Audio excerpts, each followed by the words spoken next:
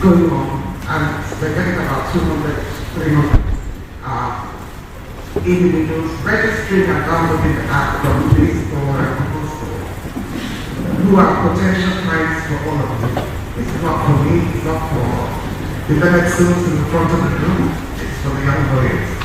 So let's be very close to the wider national to tailor it and make sure that it's fit for purpose.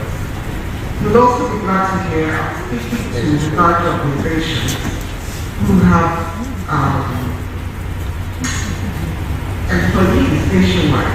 Because again, the managing director, the directors of the organization will have my phone number, they'll have the phone number Chief of Marketing at the SAN. You'll have the phone number of your attendant, your member of the house, and if they have an issue, they can pick up the phone. But the cashier in the bank will not have my number. That's the person who might be driving home, and the police will stop at a checkpoint and arrest for no reason. That's the person who will need a young lawyer to step up to them and assist them. That's the person who might be wanting to rent a place and doesn't have a lawyer in the circle to assist them in a tenancy agreement. That's the person who might be wanting a divorce and doesn't have a lawyer in the circle to assist them with their divorce. So I'm reaching out to these organizations and saying, take this on board, get your employees on board so that they can access our young lawyers, NBA verified, if and when there's a need. I'm pleased to inform you that the first of those, Providence Bank, is on board.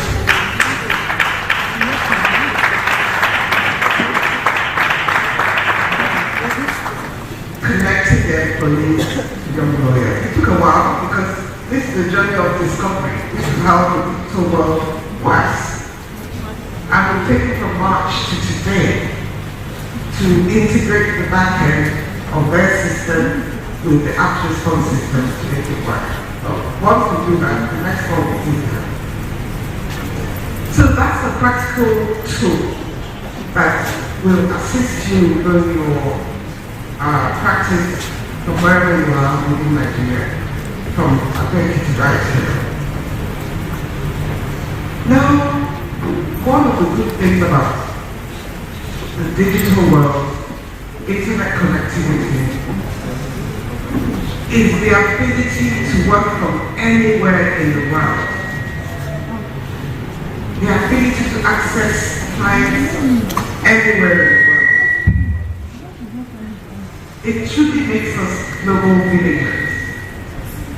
I'm not just saying this, I am practicing it. So I want you to understand that the location is not a disadvantage. It's actually an advantage.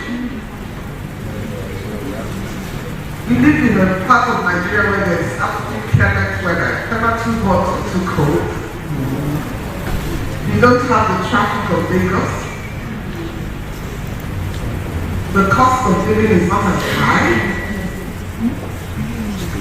With good connectivity, you can devote the time, you can build a lot and build a successful practice right here. So what are the tools you need in order to do so? I've got a paper which will be circulated. And in that paper, I looked at it. I'll give you the headlines. So key areas of technology transformation in legal practice. Cyber security and legal technology for lawyers and for parents. Online dispute resolution or OTR. Virtual course as well. And then do that summary. So what are the key areas of legal technology that's available to us as lawyers? This is not new, they just keep improving what it does. So document automation is a key part of it. You can, what are the advantages to give you? Templates and software. So drafting contracts in England, for instance, which is also widely available here, I do the same here. Because there are templates, because there are boilerplate clauses, you take the facts of that manufacturing agreement or contract, you key it into areas of agreement for you. And in the standard, should I move away from here? No? Please stop. Is this better?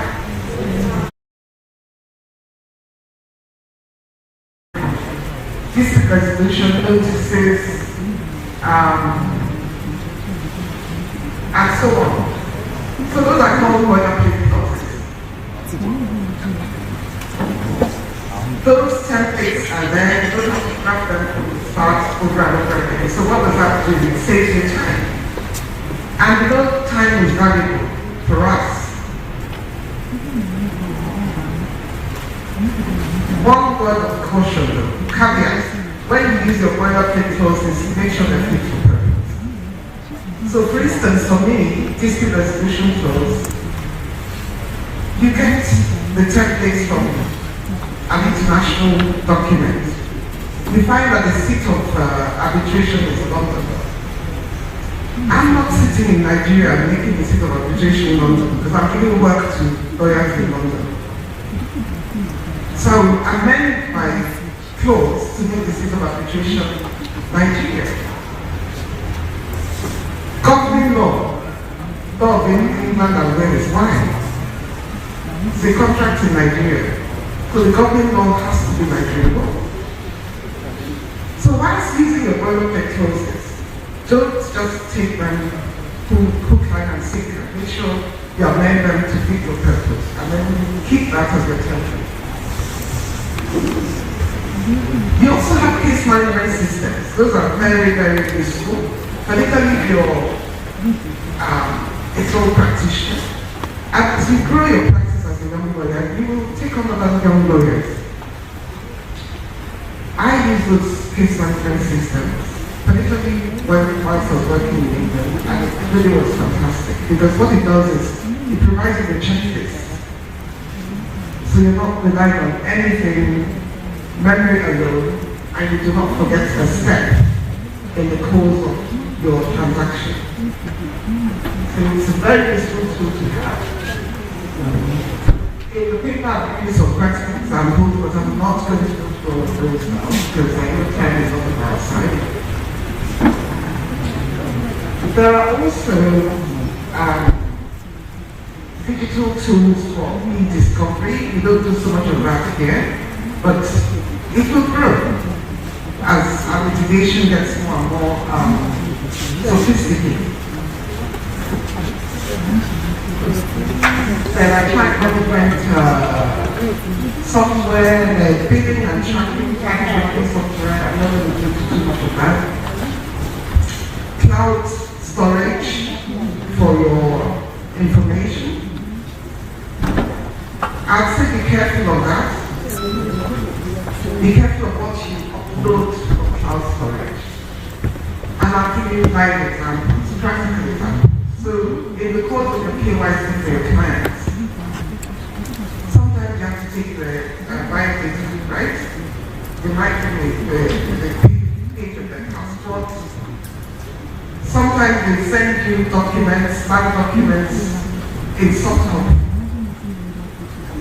So they send us all sorts of their wills, all sorts of very private and confidential information in soft copy. Upload those on cloud. Yes, you may be able to access it from a web.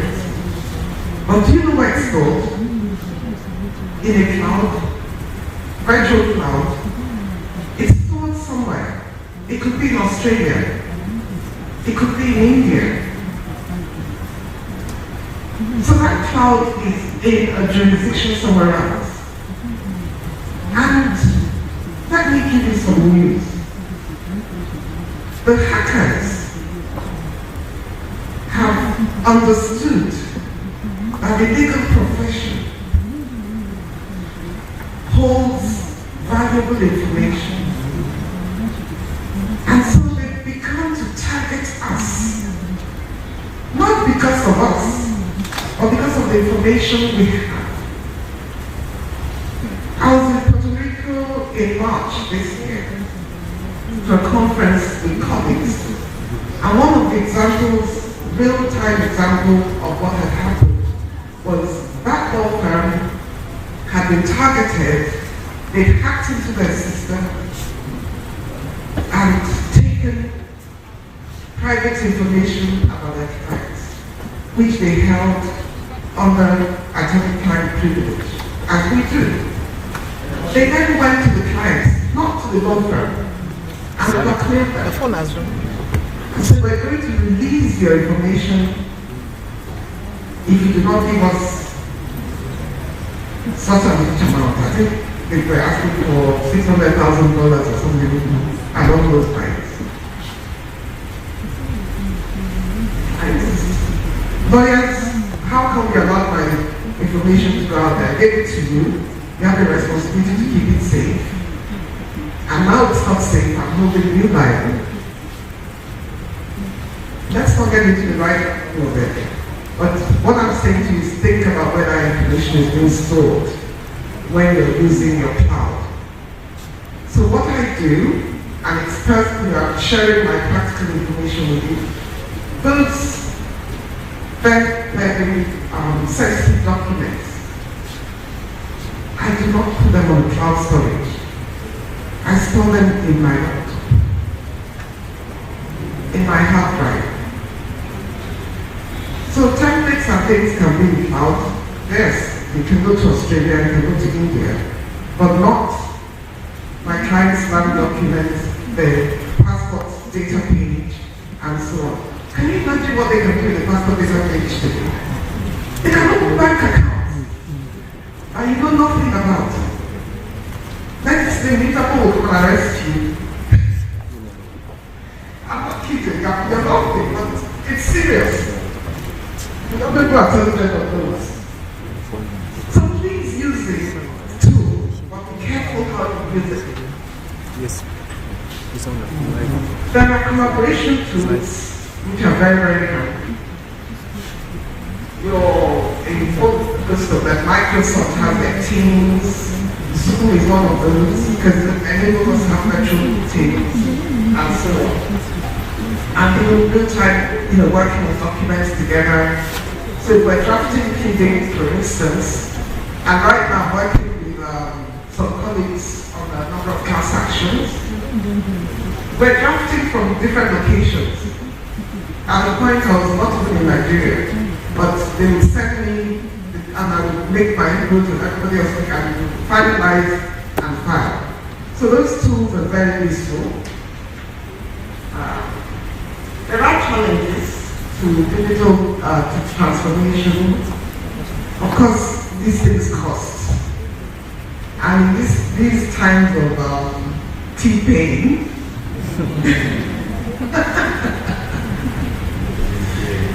we're struggling to buy fuel, we're struggling to just make ends meet, and then we think about the cost of technology as well. The good news is quite a number of these tools are actually free. If you look at them.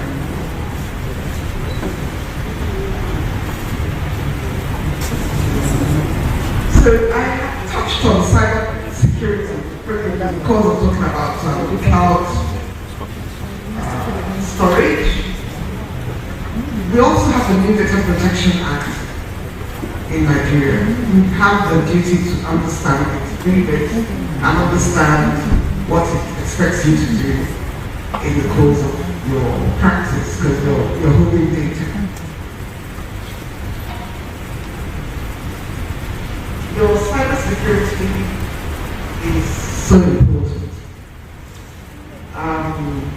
If you're on WhatsApp, as most of us are, two-step verification, please make sure you have that.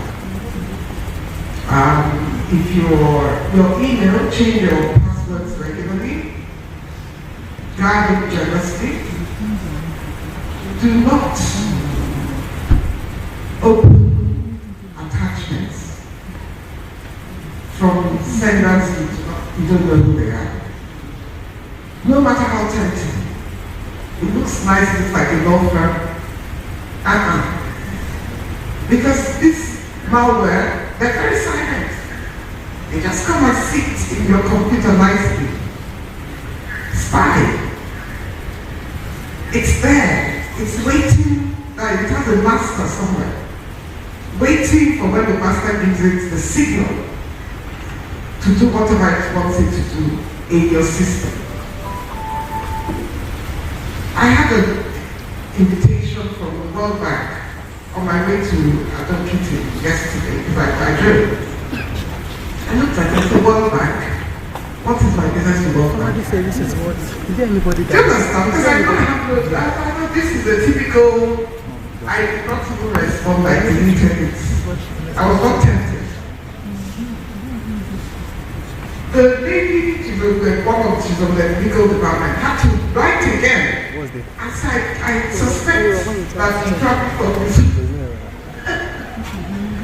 And then explained how she found me and how she got my name and and so on.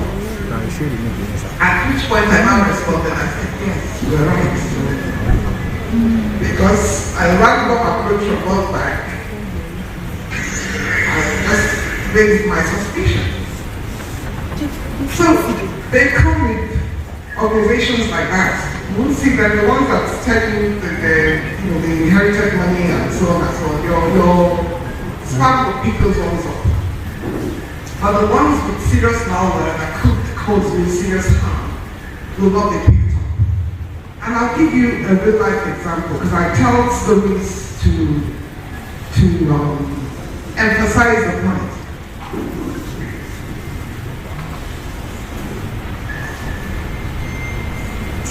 There's actually a movie about it. I've forgotten the name of the movie now. But this is a true story. The Bank of, I think it was Bangladesh, had over $100 million stolen. Please just give me the code.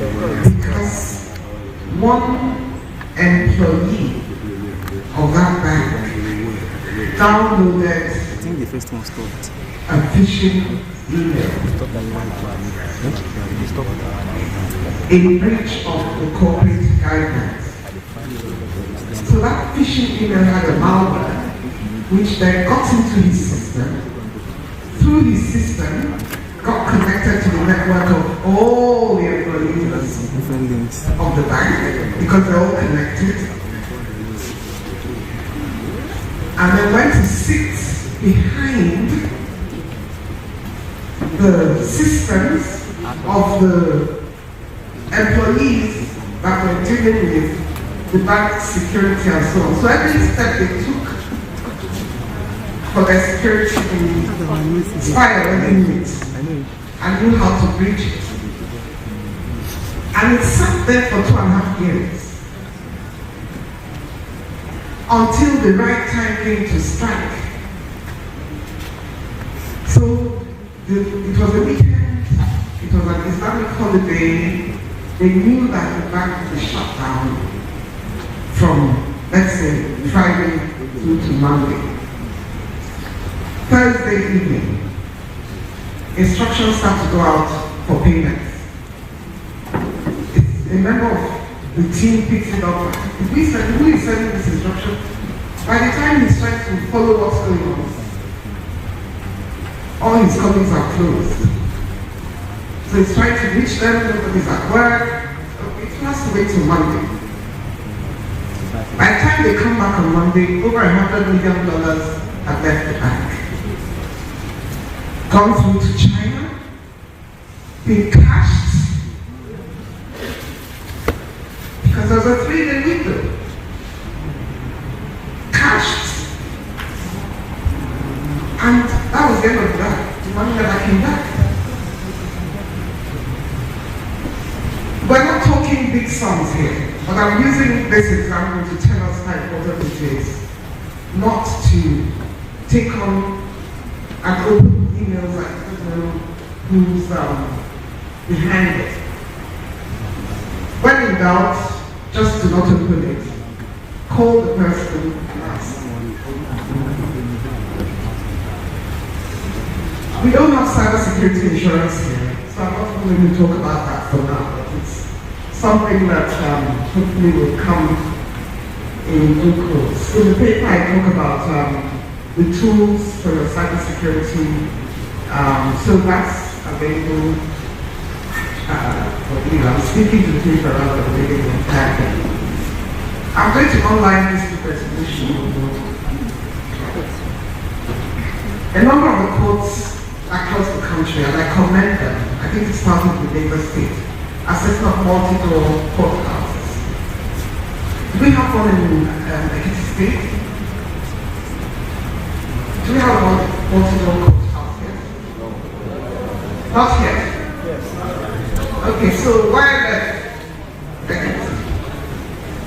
And Chairman Ado Branch, I am tasking you with the engagement with your judiciary to create a multiple courthouse in Ekiti State.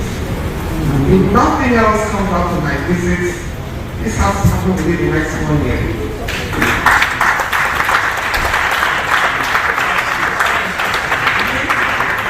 I currently chair the Nigerian Association section of legal practice. In that section, we have an ADR committee, which is chaired by Isaiah President SAN. We, as NBA, have been engaging with the judiciary to assist in setting up these multiple courthouses under the able leadership of President SAN. They're doing that in a new state right now. I don't see why they're going to come and do that here in agenda 2. So I'm giving you names. Please, let's make it happen.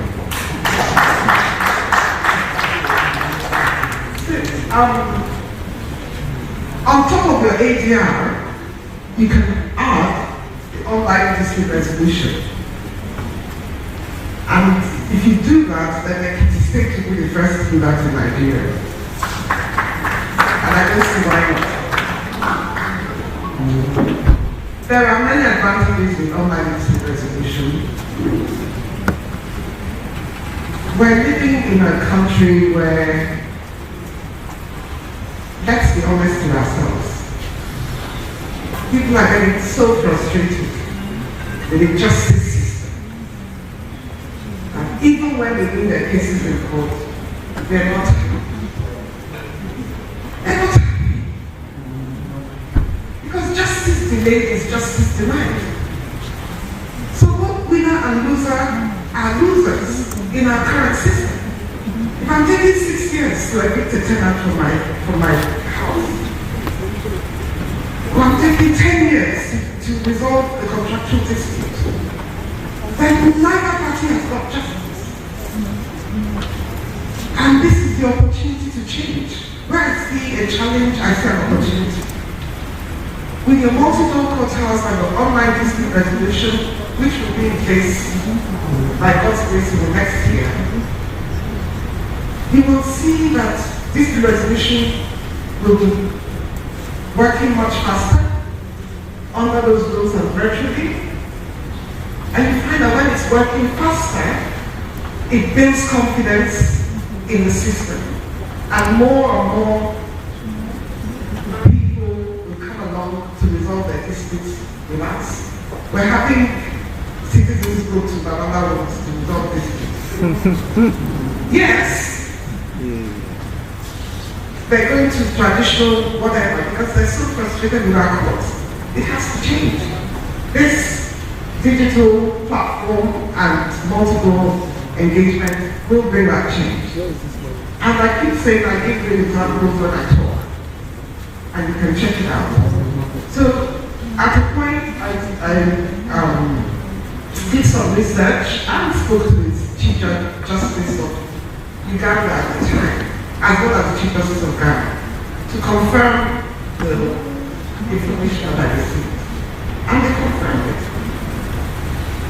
They decided, you know what, we're going to specialize our course because we feel it will make it more efficient.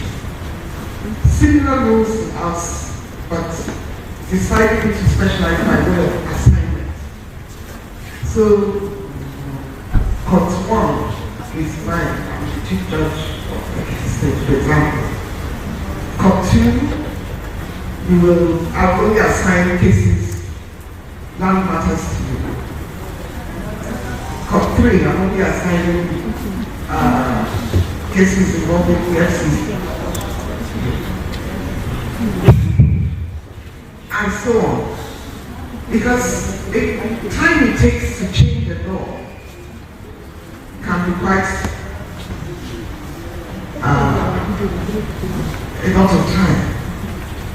And in that time you have a change of leadership and therefore change of vision and start all over again.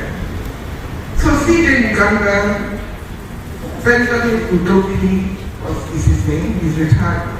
That's how he brought the change about. And then they monitored it for 5 years. What happened was, each of those judges became a subject matter expert. Because I hear enough of those sorts of cases to know even more than the advocates coming before me. By the time you start trying to make up the garden path, I'll tell you, you have not done your research. Go home and think about it. And before you know it, they were dispensing justice much quicker, the cases were moving much faster, as a result of which public confidence grew. So the statistics over 5 years showed cases were being dispensed of much quicker, and yet a lot more cases were coming through the system. What did that show? There was confidence growing in the justice system once more. So your multi-door house, your online resolution will certainly help. What are the advantages of ODR? Accessibility. I can access it wherever I am in that way. It's convenient. It's cost efficient. I don't have to think about transport. All I need is internet subscription. It's confidential and it's fast. And those are just the few advantages I can think of right away. How does ODR work? You can find your cases online. You submit your listening details online. Any relevant documents or evidence in support, you upload. You have virtual rooms for negotiations, just as you have physical rooms in a mediation. You can also have an arbitrator, and the arbitrator sits virtually. I also serve as an arbitrator. I've had 2 this year, and it was all virtual, where I sat as an arbitrator. And one, which is making the 3rd, where I was counsel on the side of the claimant. The arbitrator was in Ibadan. I was in Lagos. And the counsel on the other side was in Port Harcourt. And we sat virtually, conveniently, and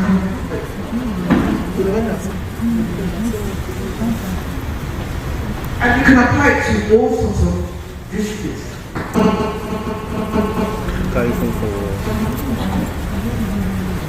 Of course, there are challenges. Our infrastructural challenges will always impact. And that also applies to virtual hearings within the traditional court system, which again I commend to you. What I tend to do is I apply for virtual hearing whenever my party is not in jurisdiction. We have the habit here. And I'm hoping you, the young lawyers, will break that chain and divest from that very bad habit which some of us, the older lawyers, have. And that is object to everything.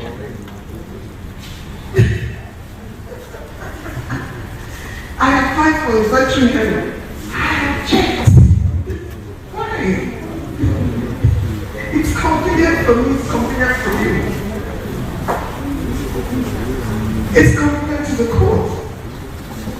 But you have a malevolent objective because you want to delay the cause of justice. That's the only reason you're objecting. We need to get away from that. Remember that your first duty is to the court. I'm trying to say the officer in the temple of justice is not trying at all. It is the truth. That's who we are. Our duty to the court is the first duty of a lawyer. It takes precedence over your duty to your client. Which is why the client comes and tells you I committed murder and says, no, but the can't do not guilty. You tell him I can't go to the court of life. At least I hope he will do so. Because that's what our ethics requires of us. So break that mold. It really doesn't help us. Anyway, virtual hearings work. I can testify to it, testify to infrastructural challenges. I think I probably am one of the first to have used the virtual hearing. Because it's become more common since COVID. But the first time I applied for and successfully had a matter heard virtually was after a trip to IPA 2014, Japan. A lady there wanted a divorce, but was fighting of coming back to Nigeria because her husband had threatened her life. And so if she ever came to Nigeria and made sure she would leave the country alive.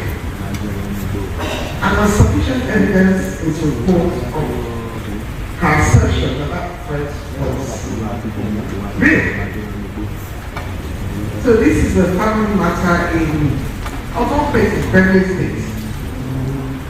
Occurred, and we applied for a virtual hearing. As a result, the court granted the application. I contacted Kokito Chapulins for our MBA conferences. They took us in there to make sure the generator is working, then we Skype. And the virtual hearing was conducted. What do you want to happen? You want an opportunity to cross-examine the witness? You want to, it all happens if you put the information, the technology in place. So I don't understand the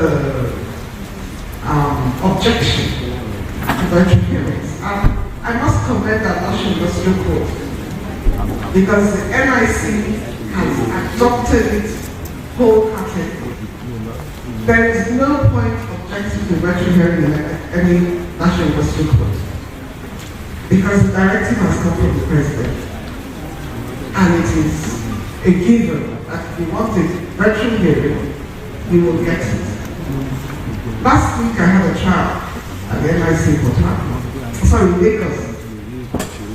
The entire thing was shown live on YouTube. The witness was in South Africa. I was in court, my fellow colleague on the other side of the court. But the witness was in South Africa being cross-examined by him and being watched on YouTube from anywhere in the world that you wanted to access the court from. What do you do to make sure the infrastructure doesn't fail? Similar to doctors when they're having surgery. I'm having a virtual hearing. I will send my junior. Ensure that the court is using a generator as opposed to MEPA. Because MEPA can strike at any time.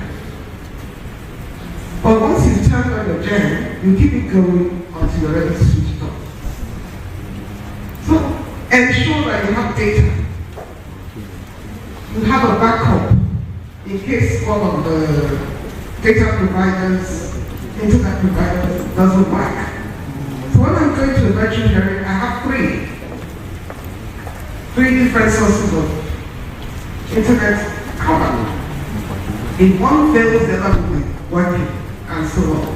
These are the things we do in this environment.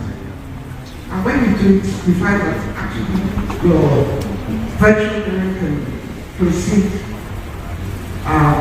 effectively and without interruption.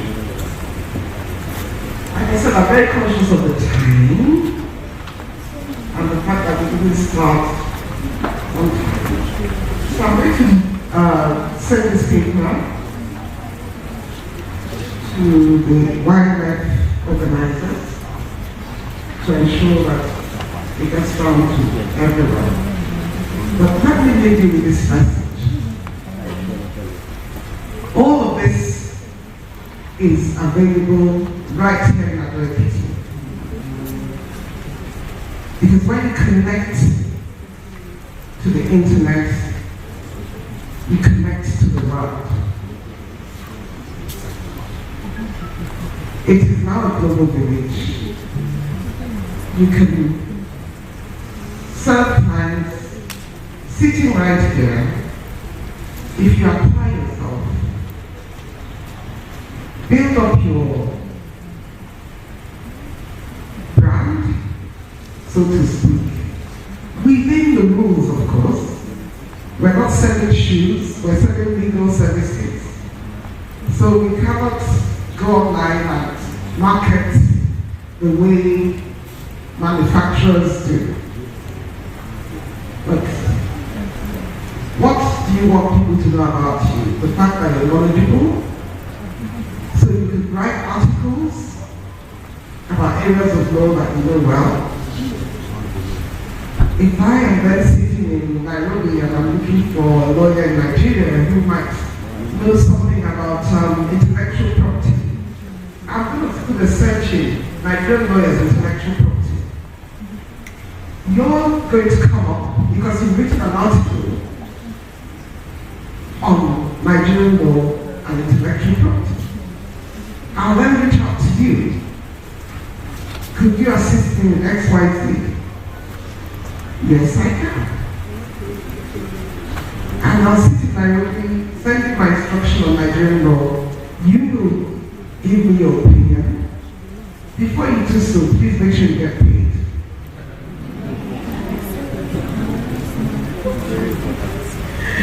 Because you don't want to be chasing clients in Nairobi for your money after you release your opinion. So I commend our regulation guidelines from the NBA to you. I made an input in that. Please use it. The first thing it tells you is to make sure you have a letter of engagement. So your clients, wherever they are, first thing first, LOE. This is my letter of engagement. This is the work you want me to do for you. This is how much I think I'm going to charge you for it. And sign off, confirm. After that, here are my bank account details. Once you confirm payment, then you release your work. This is for cyber, digital working. If you're doing work for someone at Ado-Ekiti and you know his father and his grandfather and so on, you might decide to make a concession. But do not serve any kind of credit in the digital space. Not every client is yours. So be careful about what you take on. One, from the perspective of knowledge. I'm very careful about not holding myself out to be an expert in everything.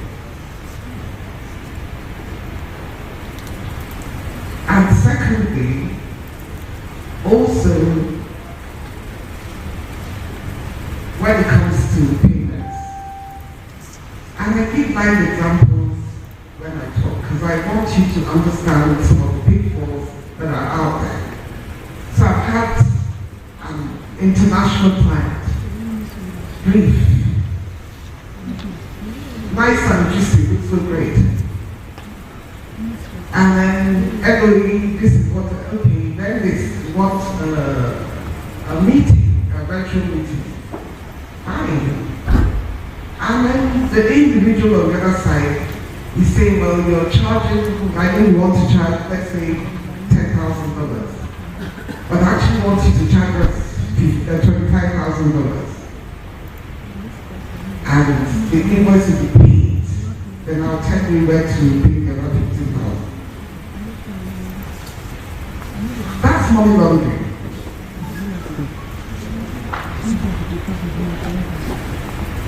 That is money laundering. You may think, oh, what's my business? They're money actual. So I got my $10,000 and I'll pay off the 15 for them. Don't do it.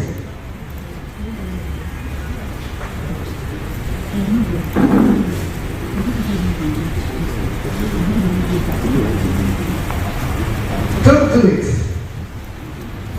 At this stage, it might seem tempting. What's going to be the consequence?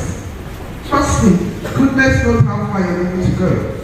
And by the grace of God, every one of you in this room is going to go very far. The time it comes back is not now when you're in nobody. 5 years down the line, 10 years down the line,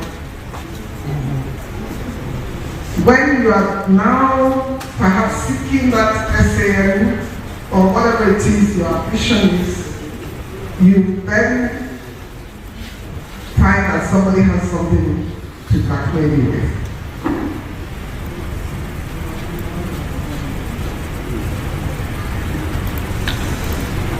So, in all your engagements, and I give you this, I'll take some questions.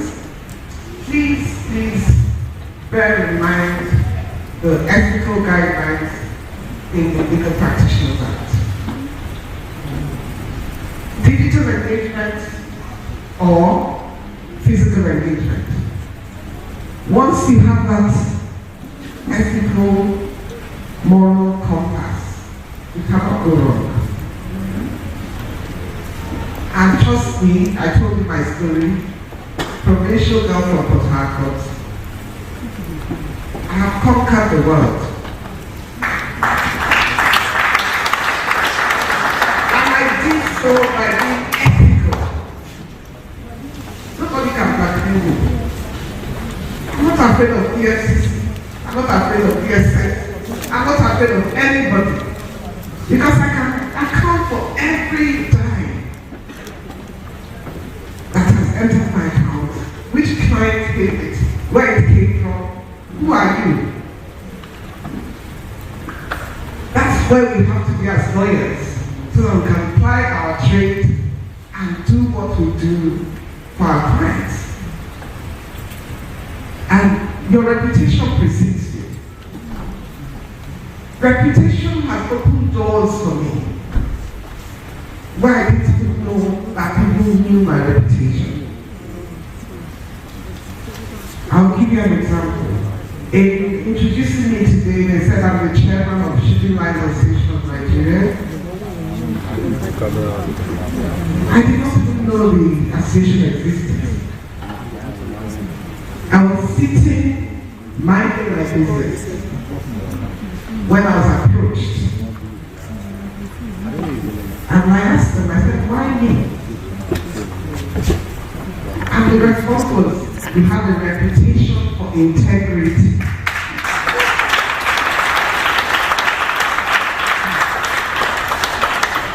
What does that say? People are having a conversation behind your back and make a decision about your character. You were not in the room to defend. So your reputation, guard it jealously.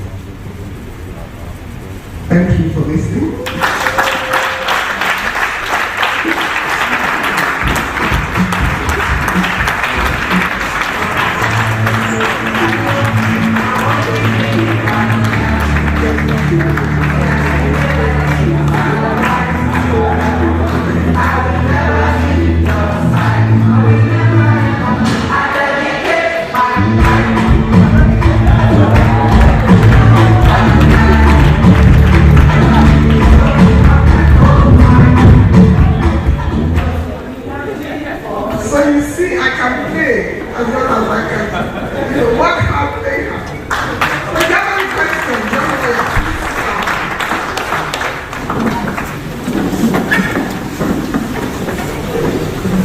Any questions?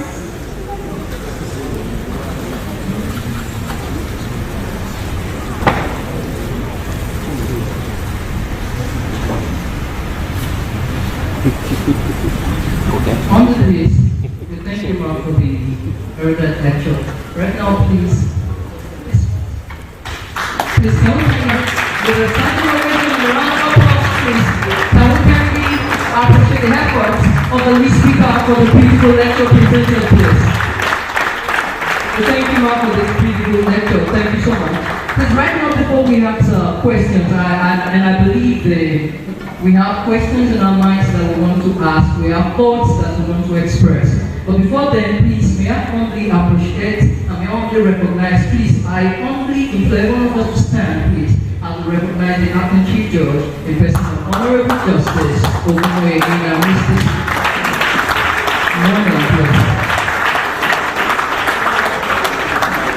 We thank you, sir, for coming to this occasion, sir.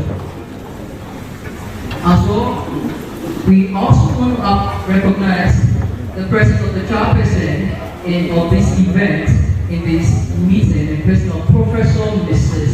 Olukeda. We thank you all for coming. Thank you all for coming. Right now, please, for a minute, please, may I only call on Professor Mrs. Olukeda, the chairperson of this event, for our remarks, please. Please, can I give you a round of applause?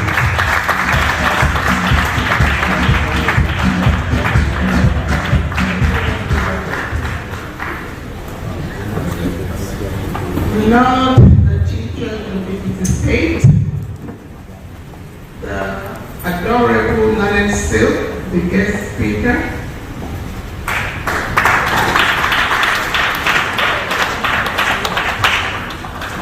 Chief of Akpeni and the one you had the chief, somebody called you chief, and you did not object. So, I'm holding on to the protocols already established. Milady, I recognize you too.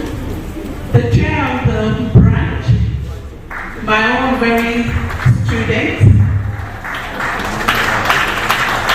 It is a pleasure, in fact, it gives me a lot of joy when I see my products leading the band, doing great things.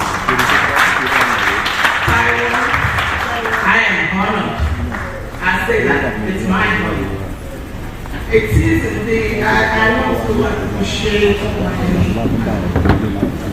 colleagues. And before I do that, I see we have magistrates here, we have principal officers of the Ministry of Justice here, and if I'm missing you, I apologize. It's just that I can't see everybody from far off.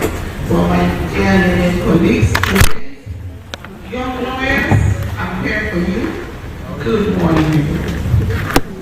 Yes, my name is, and I must not miss that if you work here, you're going to leave my own very PA.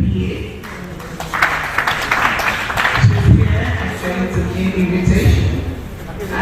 So, I don't want to waste your time, but anytime I'm here, I'm always very happy. I happen to be the first and maybe so far the only chairperson of this branch, the Nigerian Bar Association. This is a homecoming for me anytime.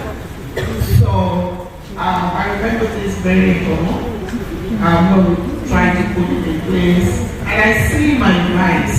I got a mother escort.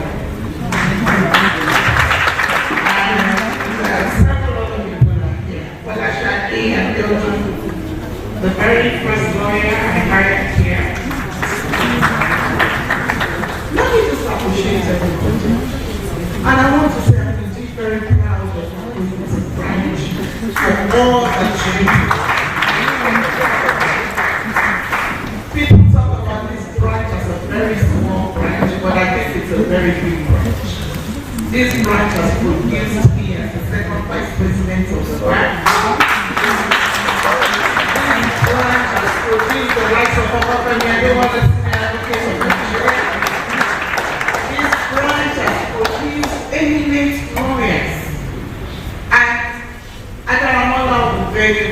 whenever, at that time when we went for any events, we were very vocal. We were seen, we were heard, and in this administration, when I saw all the appointments into committees, I was prouder. This shows how important we are here and how serious-minded we are. And today we have brought the likes of Puma and in here. How many branches can do that? We brought it all the way to come and behold the beauty of Ado-Ekiti. You're welcome. And the topic today is so important.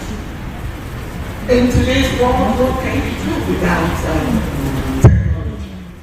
And as a professor of human rights and technology, every day I learn. When they say technology, they think something so big that we can't even comprehend it all. But the line itself has pointed out some features, and it's so relevant to us as lawyers. She mentioned about the virtual hearings and the online dispute resolution. I think this is where we're going. This is where the world is going. And all the issues that are raised, especially around big data, they are very important. I'm into informatics also. So we talk about this big data in the cloud somewhere, and you don't know what is going on there. So the likes of you young lawyers will need to really work hard and ensure that the law profession is where it should be with technology. It not will depend on you. You're the future of this profession. I'm still the future of this profession, I can tell you. I'm just growing. I'm still growing. I'm still learning. And I encourage you all to learn. So, they also say something I want to wrap up. I want to quickly, first of all, appreciate everybody here. Appreciate all the committee that put this thing together. But I don't want it to end up here. I want us to take it from. See, we all sit down and talk about so many good things. But what do we do with the information that we're given? That actually is the key issue to look at. So after this colloquium, I really encourage you to take some aspects of it further. As we celebrate Obafemi Adewale, who is my mentor, the person that introduced me to this branch, the person that encouraged me with MBA work, like the mentor that you can always count on. Honestly, I want something to be established in honor of him. Like the manager said, Ekiti might be the first branch to start work on some of these important initiatives. Let us wrap it around this colloquium. Let us wrap it around the young lawyers' aspirations and let it go further. Thank you so much, and to all of you that I see that are my students too, I'm a proud teacher. I see you again very soon, shortly in 2026. If you know what I mean, if you know, you know. All right. Thank you, Professor. Actually, Professor is spoken and our thoughts given on the 311 intellectual property. Thank you so much, Mark, for honoring invitation one more time. Right now, please, before the question and answer session for a minute, please can I normally call on the Honorable Mrs. Okeme for remarks, please. Please, motivation, please come over.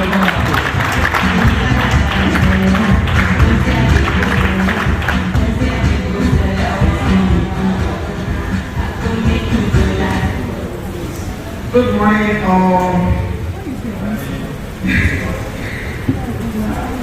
my Lord, the Abolition-elect, and the Commissioner for Justice, Secretary State, Mr. Dayo SN Absentia, the delectable Planet Silk, beautiful and brilliant.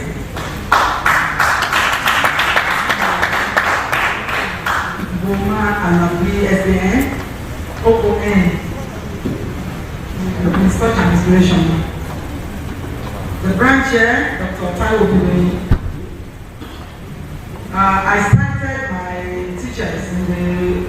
in the crowd, Dr. and Dr. Mrs. Akane. Please, I wish to recognize you. And other law teachers.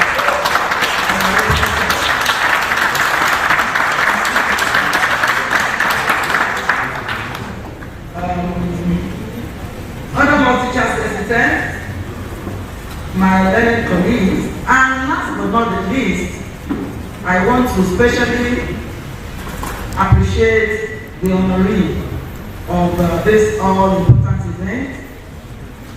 Well, I will follow the path of my Professor Ado-Ekiti, my teacher too, because she taught me when I was in school. The honorary chief of Open Ado-Ekiti. So they are not objecting. Okay. SAN, we've come together a very long way in politics and then later in the most noble profession. I can say I cut my legal teeth in Howard Chambers. So, somehow around middle age, but I'm a young lawyer. I went back to school to study law after 2 degrees or 3 degrees. Law, thank you very much. Law has always been the thing for me right from a very young age. But you know how jams many of us, and you get derailed. But in the year 2014, I went back to school. I went back to Ado-Ekiti State University, and God gave me the opportunity to study that law. I was sitting in class with my colleagues that were my daughter's age mates. But I thank God that I took that bold step, because I can boldly say, and I've been saying it in many forums, that has kind of catapulted me in my political aspirations. When you're a lawyer, any profession, anywhere you find yourself, you are always like a step ahead. People look up to you. The law, that one is not, that one is itself is even enough.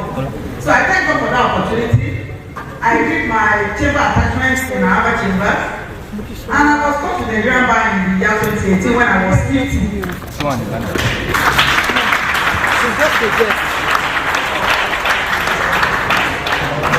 I want to use this medium to appreciate Chief. He said, I do not have that Chief. The learned sake of Femi Adewale for his investment in the legal profession. In believing in the young lawyers, and for giving us this kind of unparalleled platform to excel. I am a young lawyer, so I've learned a lot. And what I've learned today, when we were talking, something dropped in my heart, and I am going to pursue that. When we were in the law school, I took some courses in ADR, but I put everything is in my pocket. I've not really done much because of politics. But I know that the legal profession is a profession that you can always go back to at any time. And I'm liking this ADR thing. And I'm thinking of going forward. So that said, once again I want to appreciate the chairman, Ado branch. Thank you for putting this together. It has been an eye-opener, and we have been so blessed. I have been blessed. I want to also let you know what we are doing in the 7th Assembly. Ably and superbly and intelligently led by the Right Honorable Speaker, Right Honorable Ado-Ekiti Stephen Aribasoye, who is also a lawyer. a very brilliant one guy. And he has brought, his knowledge into the house, and he has taken. And this is an award as the best State House of Assembly in ICT integration by the presidency.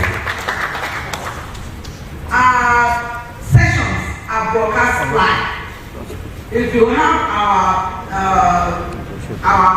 address, our online address, you can just log on onto our session at any time.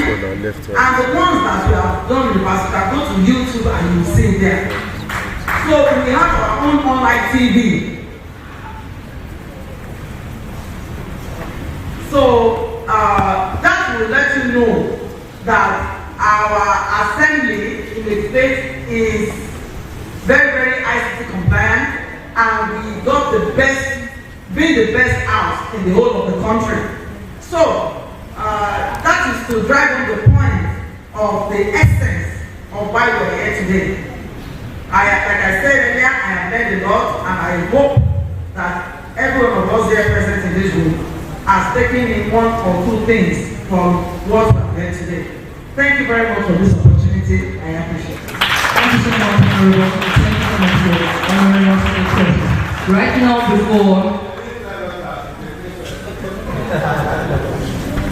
thank you, sir. So right now, before we go into the discussion session, we recognize Dr. Felubi, the moderator of the discussion session. We recognize Dr. Ado-Ekiti, we recognize Mr. Tamara Ado-Ekiti, Ms. Ado-Ekiti, Mr. Michael Olani. Quickly, please don't go into the question and answer session on the lecture of the lead speaker before she takes it. Question and answer session. You have questions?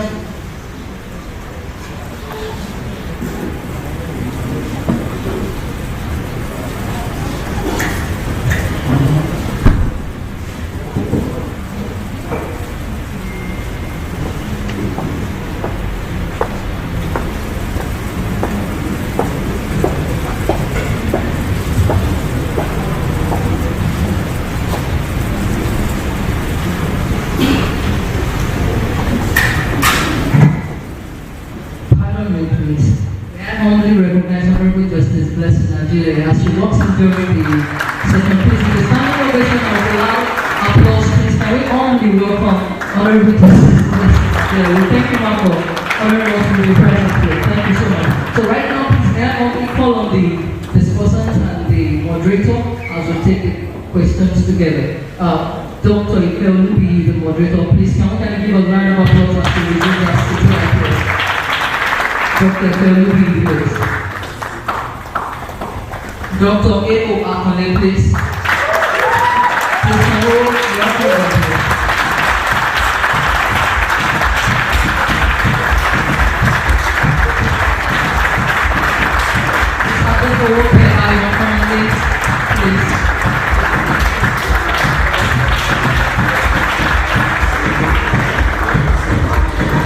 Mr. Michael Olani, please. Wherever you are in the hall, please.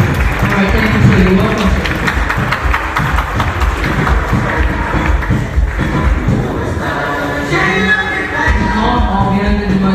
To the moderator, Dr. Felubi, to hand forth the final session. Thank you so much.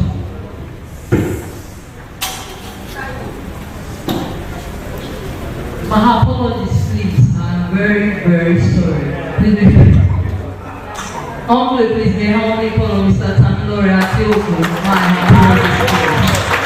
Mr. Tamilore Ado-Ekiti, my apologies, please.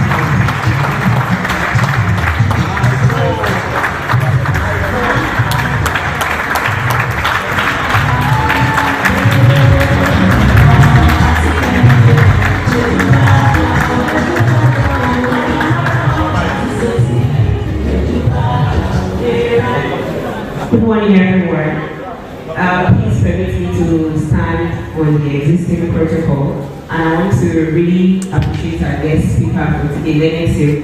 Thank you so much, because when I saw your paper, I felt like we don't need to be here, because your paper was very, very practical, and I believe that taking care of a lot of things, that we want to talk about. Thank you so much, Ma, for enlightening session. Congratulations once again to the honorary of today. It's an honor for us to be here. I've been here once, and I think this is my second time of being here. Thank you so much, sir, for the opportunity. Alright, so our job here today is just to basically raise practical discussions on the theme of today, which has to do with digital transformation of legal practice. And we have seasoned experts and informed presidents who are here to raise the discussion. So immediately I will start first because of our time with Dr. Colin. Okay, so we know that legal technology is important for automating, routine tasks like contract review, due diligence, and all of that. So what do you think of our law firms? Because we want to bring home the lessons that we have learned here in Ado-Ekiti. What do you think of our law firms and legal practice here? Taking advantage, or how, in practical terms, can we take advantage of such digital technology? Thank you, sir. Good morning, everyone. All protocol duly observed. I want to appreciate the organizers of this program for picking this topic at this time, because it's the time that the world is being changed by technology, and the learning silk have said virtually everything. But once the silk have said all, you have little or less to say. I'll just point out some things why we need to inculcate digital technology in law firms. We understand that the world is revolving and technology is fast taking the digital space, or even virtually every aspect of human existence. We know the likes of Bill Gates and the likes of the people Elon Musk is trying to turn everybody virtually into robots. Impossible. And as lawyers, we should not forget the fact that we are developing, and we should not live in that stone age where technology is something we cannot put or get at our fingertips. Every law firm in this new age, particularly young law firms that is starting up, there is a need for us to inculcate the use of digital technology. Why? Because as lawyers, the best thing we can give to our clients is prompt responses. You cannot be everywhere at every time, but you can attend to your clients at every time and everywhere. You don't need to be in your law office before you attend to your clients. You don't need to be with them physically before you can get responses across to them. I know for a certainty that there are lots of benefits attached to digital technology in law firms. One of the advantages is the fact that low costs of you putting messages across. I remember those days when my father was still in practice. He has a lot of office staff. Apart from the fact that he has a secretary, he has a typist, he has an office assistant that does all these things for him. We send messages to somebody, please type these messages. We give it to another person to go and file. We give it to another person to go and sign. All these, in this age, is something you as a person can do from the comfort of your table without moving an inch. It's something that you can just sit down on your laptop, do file processes, if the opportunity is available for you to file processes without even leaving the office. So this, I remember the light of the money he has to pay for this person, that person, that person. Well, as lawyers, new lawyers are developing, we can cut all this cost using technology. And apart from that, it saves a lot of time.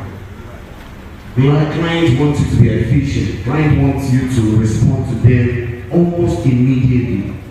Once they send briefs to you, they want you to respond immediately. But sometimes you cannot respond. But apart from that, we have digital auto, as she said, we have automated messages that can even respond sometimes to messages sent to you or briefs sent to you.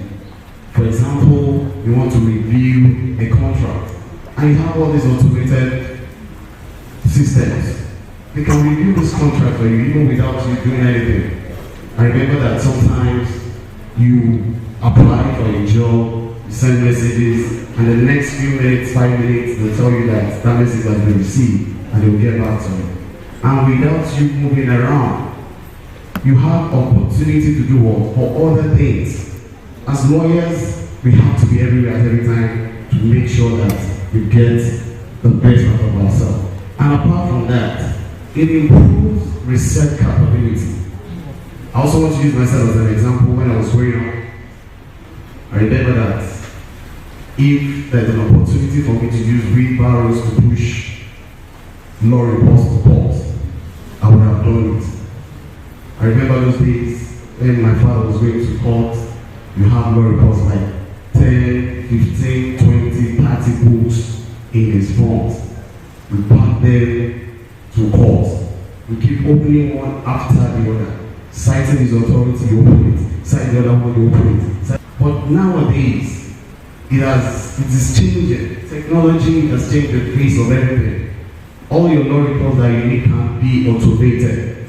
It can be on your laptop, right there in court, and anything happens, you click at the button, and every law report you need. Is it on chief ministry? Is it on land matters? Is it on contract? Is it on any aspect of the law? It pops up, even without moving. So it has given us an opportunity to have wide range of make your system automated, to put your system, your chambers on the front line of technology. So I believe that the use of technology has helped in so many ways. And as young lawyers, we need to inculcate these opportunities. And apart from that, that's what we call the client engagement. Client engagement. Sometimes I remember the chieftaincy matters, the land matters, that people will come down from Lagos, people come down from Nigeria, people come down from Abuja to come and meet my father there. And all for what? When is the next adjourned date? All for that. When are we meeting next? What is the next process are we going to serve? Or what is the next process are we going to prepare? So digital technology has taken over these. Your clients can be in Lagos, and once you have a digital portal in your chambers, it gives client access to every information they need. Every information they need. Once they are on the portal, all these informations are readily available to them, and they don't need to see you physically. All they want is results. And as young lawyers, we are expected to give them these results. Thank you very much. Thank you very much. Please, I just want to pray for our indulgence for a few minutes of break. The NSC has something to tell us, and then we can continue after the break. Thank you, Charlie. I apologize for breaking. There is a purpose for everything. Like has already been said, this program is a mentorship program. We have amongst us here a mentor, a father, a grandfather, a great-grandfather, who even at over 90 still practices law.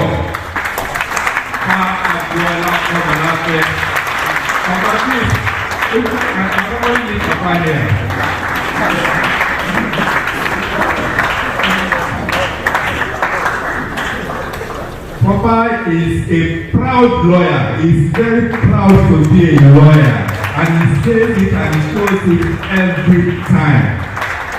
Papa is a friend of my late father, and every time he sees me, he shows love. And I just felt that those of us who are young should know that we have people like Akomalafe in our profession who at over 90 still goes to court. and is an Ekiti man to the core.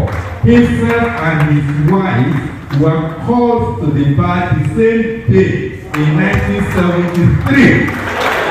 Now, I don't know how many of us that were born then.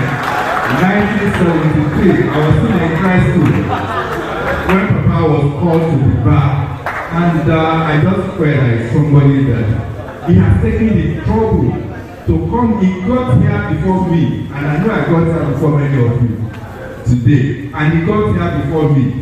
So that shows dedication, it shows interest, it shows love, and it also shows that old school adherence to time. No African time. And I just tell that what is not good. I will invite the guest speaker, my Lord bless him. Please let us take a photograph of Papa. Come and represent this of justice.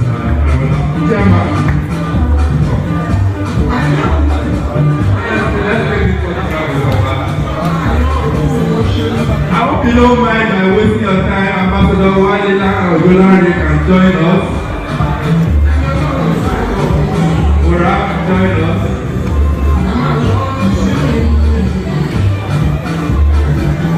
And just because YNS members, can you give us copies of your book to hold so that the public will know that we had a Papa here today with the United States. I don't know if you want to do anything.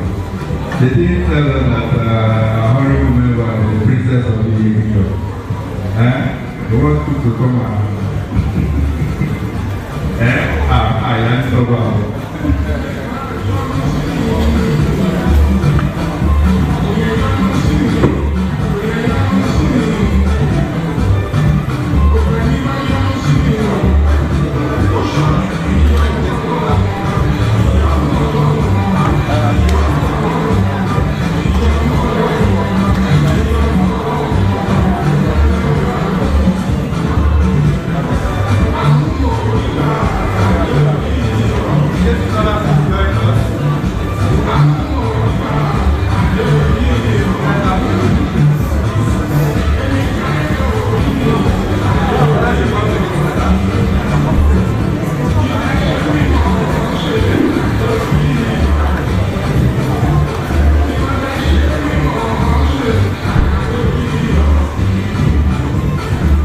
What to see us holding is the compilation of the proceedings of the previous 7 editions of this program.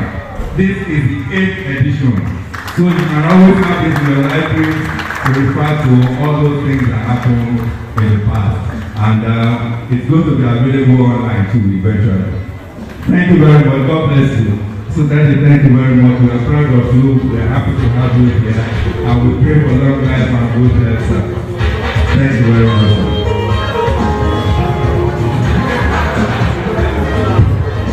Please, owners of these vehicles with the number plates, Toyota Corolla number plate EKY 395HE, Toyota Camry EKY 901 FM, please kindly repark, please. Toyota Corolla EKY 395HE, Toyota Camry EKY 901 FM, please kindly repark. Please, you have questions for the lead speakers now. For the lead speaker now, please kindly raise your hands as we record in order to take the questions before she takes her next place. Questions for the lead speaker. Okay, please just come forward and ask so that you can say, okay, can you?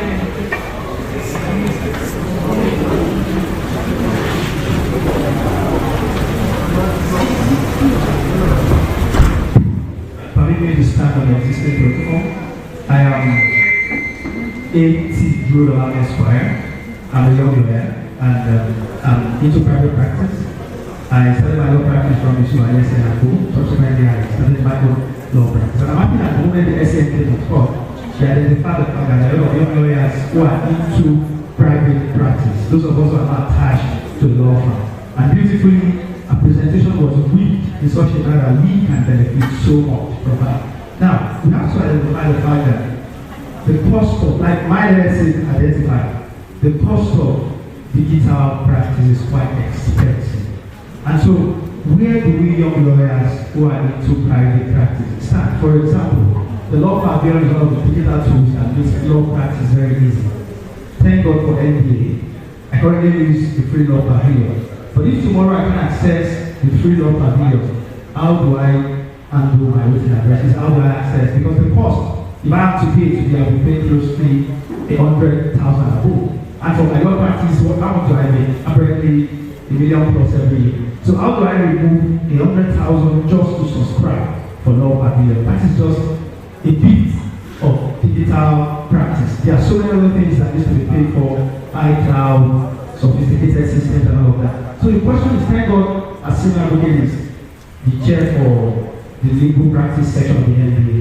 What are the plans put in place to also help young lawyers whose earnings are not that much, also metamorphose into legal practice smoothly without issues with financial implications? Thank you very much. Can we have the second question, please, so that because of time, I think everything together. For me to stand on the wall of the system, I think that was Patrick. This was like talk with the presidential talk. I think my president, this speaker, I can proudly say that we from Federal Ado-Ekiti are married to the job and so we look forward to more from you. My question is, what do you do about clients who does not believe in technology like this? Like my dad, he will never believe. He believes in physical and hands-on. So even if I feel like listen that this because Section 39 of the National Constitution says that there are freedom of expression and protection for ICT education. So I want to know what you do about clients who does not believe in technology.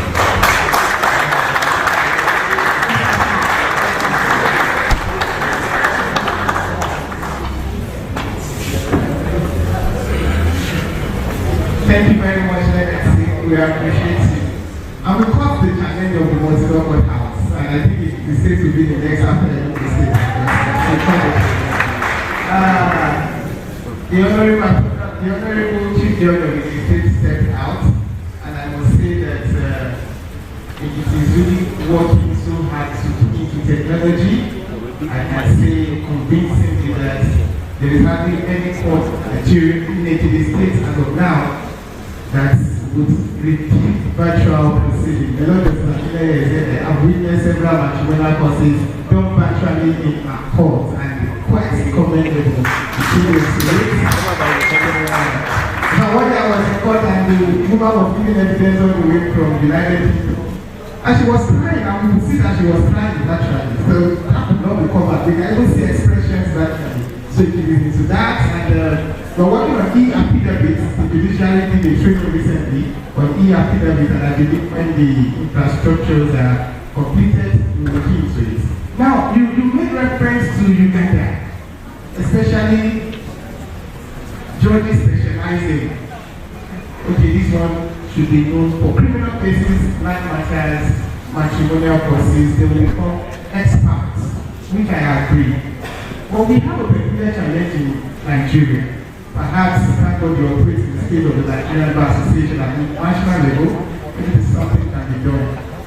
You see, I'm aware that our judges give returns to the NJC quarterly. Now, if judges give returns, states like the states, if a judge is known for, let's say, commercial disputes, we transfer commercial disputes to this individual. What if we don't have commercial disputes that is sufficient to keep returns in 3-4 months? How will the judge be able to sustain his or her seat as a judge? So that may affect that specialization. I don't know if something can be done regarding that. Then the issue of lawyers scheme into virtual proceedings or online dispute resolution. Personally, I know about it. My graduate and lecturer at Ado-Ekiti University. I teach ADR at both undergraduate and postgraduate level. But the rules of courts govern many things that happen in courts. If the rules are not made mention of online dispute resolution, apparently objections will fly. So I think something should be done to our rules of courts in this country, not even in the state alone. So I believe that there is advocacy regarding amendment of the rules of courts to entertain virtual, no, to entertain online dispute resolution. Perhaps that can be a way forward. Then finally, I must recognize my teacher, Professor Kulike Adamidi, Faculty of Law, University. Thank you for coming. And PG tourism, it's good to have you around.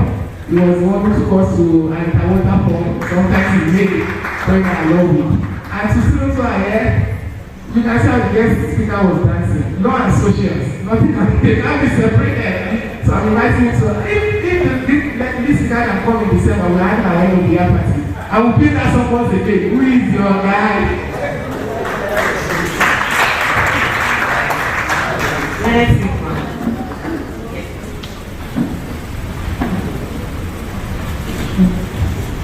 Thank you. I'll just come up so that you can see it again. The first question was on the cost of digital infrastructure in view of the very limited income of young lawyers. I recognize that. I also started from the same space. There is strength in unity. If I'm earning $1 million per annum, my colleague is earning $1 million per annum. If 10 of us get together, that's $10 million. So we can buy a resource and share it. I know law particularly has an individual login, but it's one individual at a time. Doesn't mean you can't log in with my login. We do that. So that's a place to start. I always need practical solutions. Of course, seniors also help out. I have my old office in Abuja was gifted to the young lawyers there. So they've got all the facilities, like, to walk in there and use it. And I've done something similar there also. But if that's not here, you have your bar center. I'm talking very practical. You can't afford to rent a space. You have your bar center, you probably have a library here.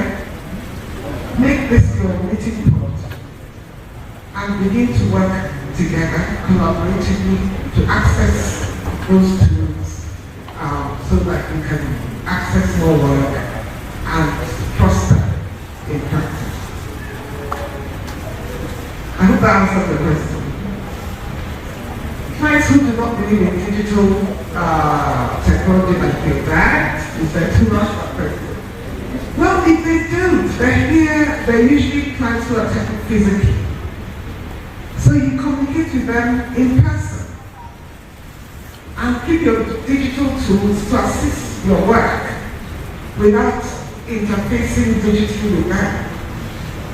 You have to communicate with clients in the best way that they understand. I have an old lady, for instance. She doesn't speak a word of English. She was married to an English man. I think she was his maid, and then they got married. And the gentleman has passed away and left a property in England, to which she's a beneficiary of his will. So my colleagues in England contacted me to find this lady, found her in a part of Lagos that I don't even know. So I speak a word of English. I said, somebody there who speaks Yoruba. And they communicate with her in a language she understands, explain everything to her, and ensure that somebody who speaks, who is competent in both English and Yoruba to read the documents to be sure that what the lawyer is translating to her is accurate. So that all the family. And then we do the digital side of it by communicating with London and all of that. So it should hamper your interaction with the clients if they don't believe in digital world of communication. Judges are returns. With all due respect, that policy is in place to enhance efficiency. So we look at why before we think that anything is sacrosanct. So it is better to enhance efficiency, and we have an alternative method of assigning cases that will also enhance efficiency. Then we can ensure that those returns take into account the number of cases that came before the judge. So a percentage system can be introduced, and why not? If I have 5,000 cases and I finish 10 in a quarter, and I have 30 and I finish 15 in a quarter, who's done more work? So the structure of the return system can certainly be rejigged to accommodate the specialist courts. If we keep an eye on the reason behind it, which is efficiency, and in that aspect, those specialist courts and returns align, because we just want efficiency from the judicial officers. The fourth question is where the rules of court do not recognize virtual hearing. Now, I haven't taken a look at your Ekiti High Court rules, but I have seen enough at state High Court level, federal High Court level, within this jurisdiction, to know that if I look, I'm going to find that omnibus provision there somewhere that gives the judge the authority to override process for substance in the interest of justice. It's always there in all the rules. For me, that's the most powerful clause in those rules, that the judicial officers don't do sufficiently.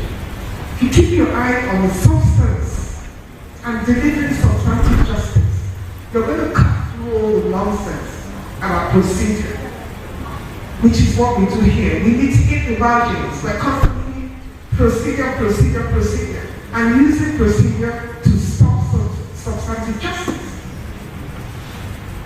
That needs to stop. All of these things we litigate here, we don't mitigate them in London, in England. It's dealt with at registry level. If I fill the form and I don't get it right, the registrar will inform you. That form is not correct. You fill form 9, you shall fill form 7. And then you fill the correct form. The same happens to the other side.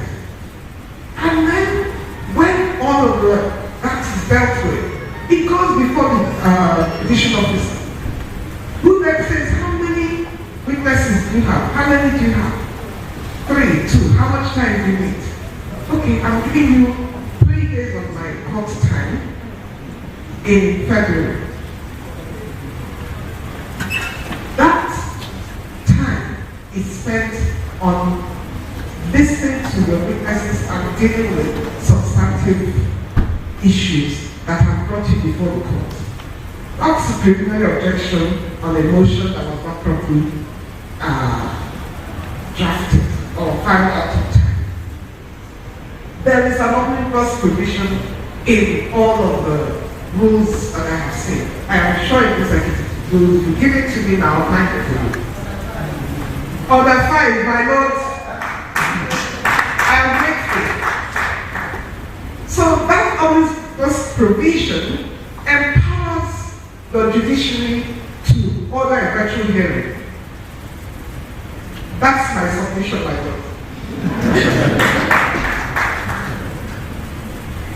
Okay, those are the questions. Since this question didn't come up, and I'm your first female speaker at the colloquium.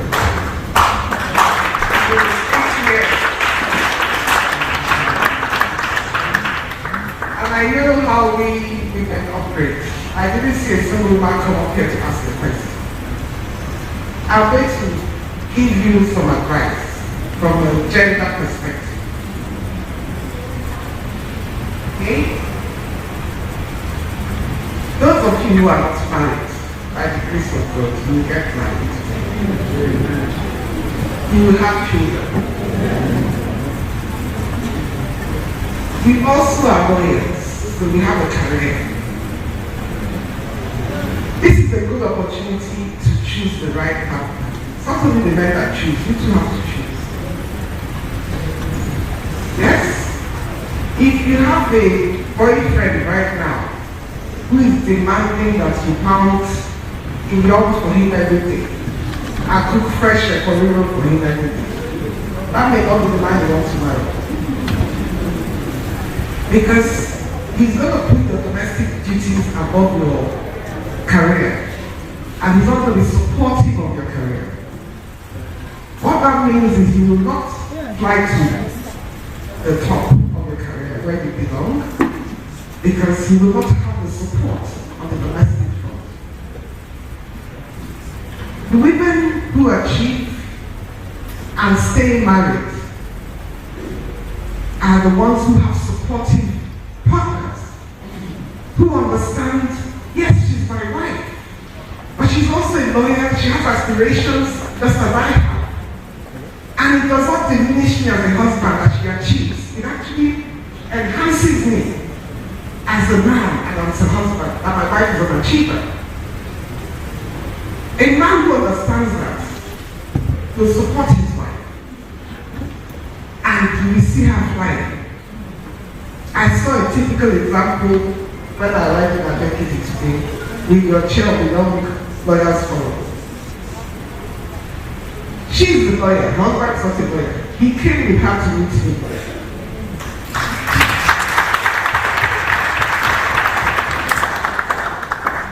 That is why you can see her standing on the stage. You can see her maintaining her home and her children. The husband is 100% supportive.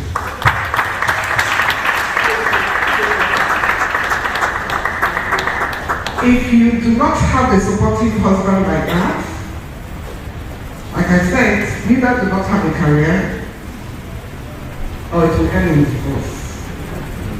Please go and Google me. My life story is not hidden.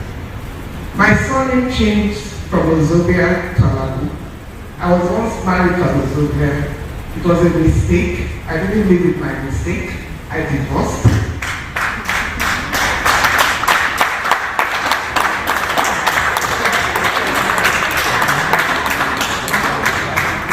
I remarried a supportive husband.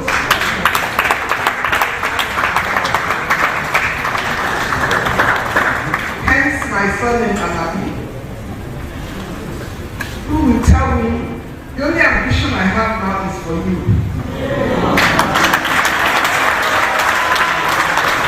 Because I have reached the top of my own career. I am an SAN because he was in my life. But those mornings when I have to wake up at 4 a.m. to catch a flight to go to Sokoto, to go to Zamfara, to go to Abia, he wakes up with me, he makes me a cup of coffee. And he will bless me and say, go. God is going with you, God will bring you home.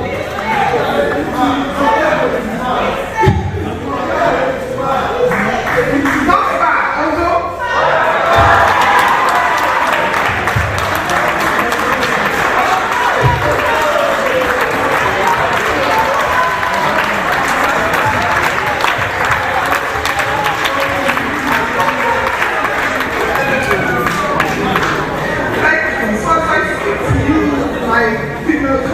I know they don't friend at the bar. I also speak to you, the gentlemen. Be good husbands, be good partners.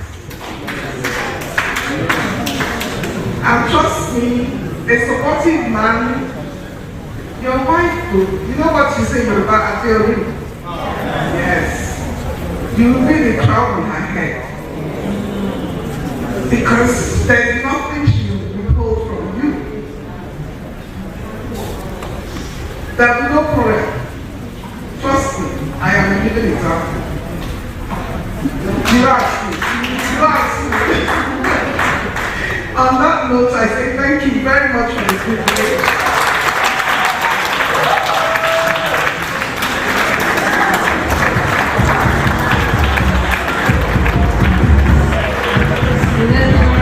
Let's give a round of applause, please.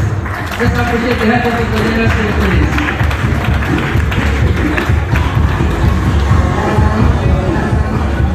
Thank you, for the lecture, please. Thank you very much. I'm sure we all agree that it was a very necessary and important breaking transmission that we had. Thank you so much, Leonard Silks. The two of you have really made it. You have made it an interesting session. The book the honorary of today shared, please let's note that it is still going to be launched during the event later after the panel session. But to visit the panel session, I will go now to Mr. Ado-Ekiti. Could you please pass the mic to me? Alright, so we have been talking about digital technology, and also during the main news speech, the leadership also told us about using AI-powered tools for legal research. So when we talk about AI-powered tools for legal research and legal analysis or contract analysis, how reliable, number one, how reliable are these tools? And number two, what is our role as lawyers, to exercise oversight functions when using these tools? Thank you very much. Good afternoon, everyone. I will start on existing protocol. Please, how many minutes do I have to do? 5 minutes. Thank you very much. All right. So, how effective are AI-powered tools? AI-powered tools generally are trained on aggregate of data that are amassed over time. As of today, we know that there are 5 subsets of artificial intelligence: machine learning, deep learning, neural network, natural language processing, and robotics. Now, all of this to a very degree contributes to what we describe as artificial intelligence. Now, because at the most elementary form, artificial intelligence is a computer algorithm performing a simple task. But it is referred to as intelligence because you have multiple algorithms that are put together in a system, and there are certain predictions it will, okay, so if these conditions are present, this will be the outcome, and it is designed to simulate the natural intelligence or normal human intelligence. How effective is this system?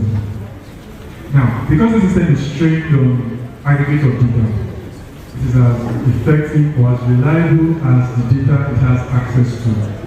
In some other climes, in some other jurisdictions, they have embraced digitalization long before Nigeria.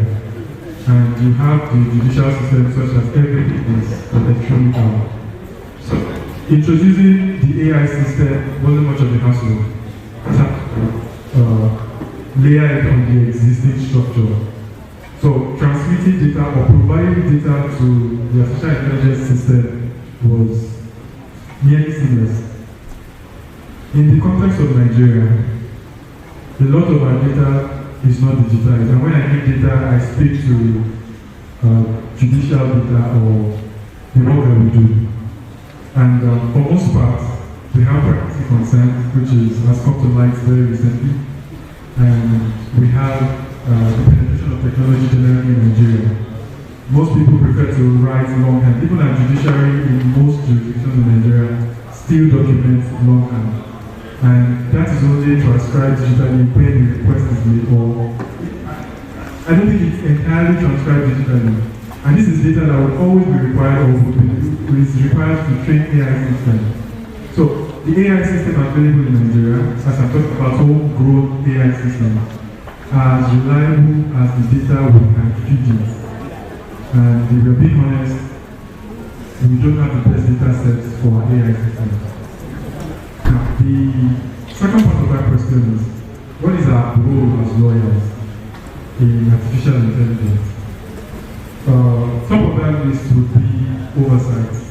Now, this is a man-made system, and it is prone to errors. If you are familiar with any of these, let's say ChatGPT for instance, there is a caveat somewhere at the bottom of the page that will tell you that this is prone to errors, something that language. Now, lawyers, it is imperative for lawyers to review whatever answer they get from this system. Because sometimes it has a tendency to hallucinate. Because, I mean, the natural language processing model, for instance, is designed to simulate the way we talk. Not necessarily deriving its results from facts, but it just tends to make it sound human. So it will put together adjectives, put together words that sound coherent, and it can be coherent nonsense. So if we rely on that data without accurately trying to ascertain that it is correct,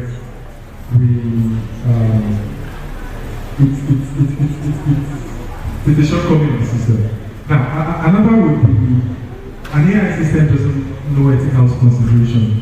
We are bound by the rules of professional conduct. We have certain do's and don'ts as well. An AI system, even if instructed that do not do this, really would not understand where to draw the line between what is ethical and what isn't, as long as it is language that it understands. Another is the AI system has struggled understanding some of our native languages. Now, for instance, in a land dispute, there are words that cannot even be transcribed to English language. Now, the role of lawyers would be to, I mean, it might even fall short. How do you interpret a word that really doesn't have a literal English interpretation for an AI system that is not built in that local dialect? And, you know, we don't have enough technical expertise yet to build AI systems in all the local dialects we have in Nigeria. So, the role of lawyers will be to understand this limitation and then to avoid getting AI involved, limiting the involvement of an AI system in areas of law that it might not be most proficient in. Thank you very much. Thank you very much, sir. Thank you for your input. One of the things you mentioned was that as lawyers we have ethical duties, right? So when we are using AI tools, we have to take those ethical duties into consideration. My next question goes to Ms. Ayokone. Are there ethical considerations and biases in AI and tech-driven decision making when it comes to online dispute resolution? We have ethical considerations we need to consider when doing such. Thank you. Thank you so very much. Good afternoon, everyone. Allow me to stand on all existing protocols already established. Thank you so very much for the fact that artificial intelligence is more of garbage in, garbage out. What you put in, sometimes you get. But to a large extent, algorithm has shifted away from that perspective to the extent that sometimes decisions given, if you are not careful, the algorithm will look at existing decisions, sometimes that are not even related to the cases at hand for you, but because maybe they have something similar, just a word in similarity, and before you know it, it has the opportunity of bringing back all those that happened in that instance. So in that regard, reliance on it can create a problem for us, because it is lack of transparency. Like that young man has said the other time, that his father doesn't believe in AI because sometimes he might believe that the decision that artificial intelligence will bring back will not be as reliable as that of the human. So those are some of the biases that people do have when it comes to issues where you're using artificial intelligence to get decision for them. Another thing is accountability. Sometimes the top person who has drafted that, how accountable is that technology that is being used by them?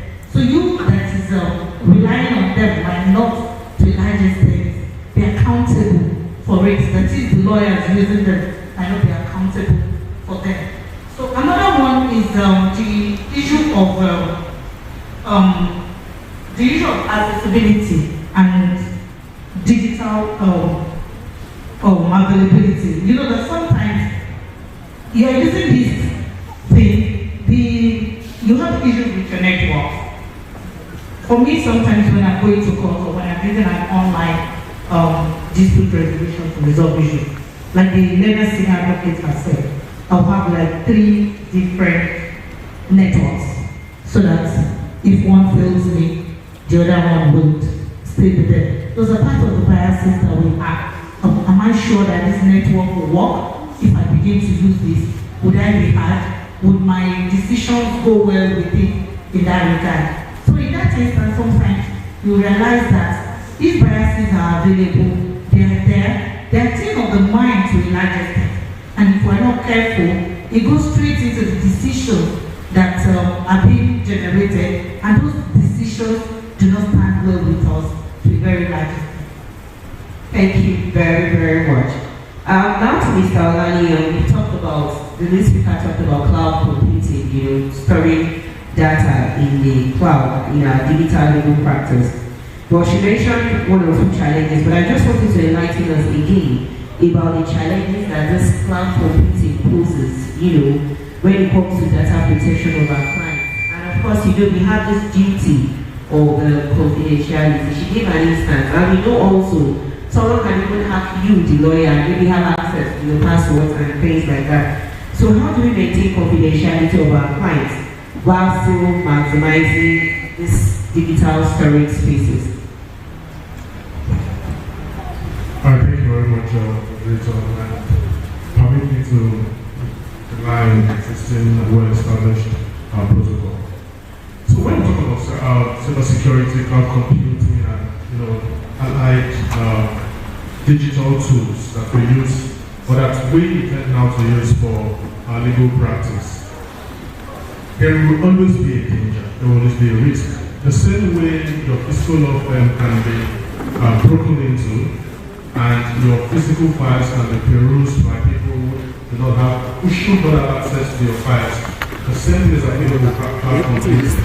It becomes even much more concerning because when your office is broken into physically, you probably know the next day. The next time you're in the office, you can tell. But sometimes when you are hacked, you will not know until the data that you're supposed to protect is out there in the public. That's why there's a need for us to do, one, the first challenge that we have is lack of technical expertise.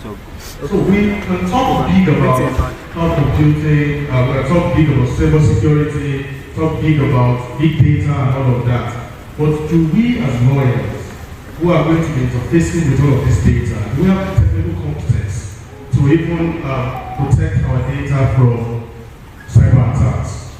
That's the first thing. Unfortunately, and I'm saying this with all levels of respect to my colleagues here and seniors here, lawyers are usually not interested in investing in knowledge when it comes to things outside of law. We want to learn more about the criminal procedures, we want to learn more about commercial practice, we want to learn more about all the new areas of law. When you see there are things that affect us when it comes to the practice of our law, we usually don't want to invest money into it. So that is the first problem that we are going to be facing as legal practitioners. Lack of technical expertise. We also do not want to invest in tech officers, data protection officers, who should be an integral part of our law firms. Before we even start talking about data protection officers, how many law firms have accountants to start with? And that's like one of the most basic appointments that we should make for any business, accountant. Much less talk about data protection experts, or talk about somebody who is well versed in digital protection, cyber security and all of that. So that's one of the problems that we're going to have. Lack of technical expertise on both sides, either internal to the law, to the practitioner, or outsourced. Another problem that we have is carelessness. So some people, I'll tell you a very funny story. A lawyer employed a junior lawyer, a lady, who gave the lady a laptop, a MacBook, to work with, And every weekend, she gives her boyfriend the DJ, and they use that same laptop to go and do DJ gigs over the weekend. That is a risk. Because anyone who knows that is a lawyer's laptop can easily hack into it. So those are some of the issues. The carelessness, the same way if you leave your law office open, you don't lock the door, or you use a key that is not strong, anybody can hack into it. If you take your laptop, if you use weak passwords, anybody will hack into it. So carelessness is another thing. Another problem that we have is when we talk about encryption. A lot of times we think about encryption for data at rest. We don't think about encryption for data in transit. That is usually the weakest link for data protection. So you will find people who invest heavily in their websites. It's difficult to hack. But when it is time to transmit that same data that they have spent so much money to protect on their websites, on their cloud computing and the rest, when they are transmitting it, it's free for all. Anybody with the right technical know-how will just plug it, and it's all out there. So there are a number of challenges that we have. There's also the jurisdictional issue. The Nigerian data protection regulation already specifies that our local data must be stored in certain infrastructure that are domiciled in Nigeria. Do we even have the infrastructural support to ensure that there's compliance with that? I work with a few clients who are struggling with those kind of things, and every single time they are complaining, yeah, you want us to store this data here, but when we need it, because maybe the service provider does not have life for 2 days, and then you cannot access, the things that, so those are kind of challenges that we are having when it comes to issues around security and cloud computing. But I think that what we need to do the most is, one, build our capacity. Either capacity as an individual, capacity development. Now sometimes when I speak about issues around digital workplace and rest, I sound like I'm a professional, like I know I can write codes, but I can't write codes. What I've been able to do is to sit with the experts who are the tech gurus to educate me on what I need to know for my area of practice, for the things that I want to do. Recommend the tools that are required, vet the vendors for those tools, and then take whatever they say to me as the holy grail. And then with those here, with those extra effort that I put into my practice, it helps me then to protect the data of my clients, and the rest. And perhaps the bigger issue that we should even first address before we talk about cybersecurity is the gross lack of ethics that some lawyers do have. So you are in a place like this sometimes, and then you find a lawyer in a bid to make a point diverges clients' confidentiality, because you're trying to make a point. It doesn't matter how much of data protection that you have digitally. When you open your mouth to say certain things, you have already weakened your whole entire data protection mechanism that you have put in place. So we need to start from the basics, ensure that the ethical understanding for lawyers are even top-notch, and then move on to talk about those same considerations for the digital space. Thank you. Thank you very much, sir. So because of time, please finally to have just like 2 minutes to just go over the next set of questions. Thank you so much for telling us, more about how to secure our data. I'll down to Dr. Akole. Please, he has shared some practical ways, but do you have more practical ways by which we can secure, sensitive data of our clients? Thank you very much. I just want to quickly say this. My wife is in the hall, is here with me. She understands this program as you.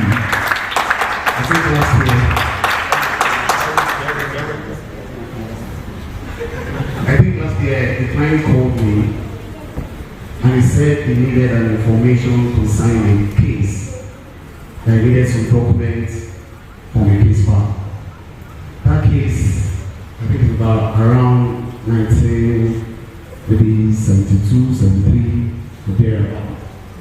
And he called me, and I said I will try as much as possible to see that I go to the archives and retrieve this necessary information and documents. As I got into the archive, you know how archives can look like.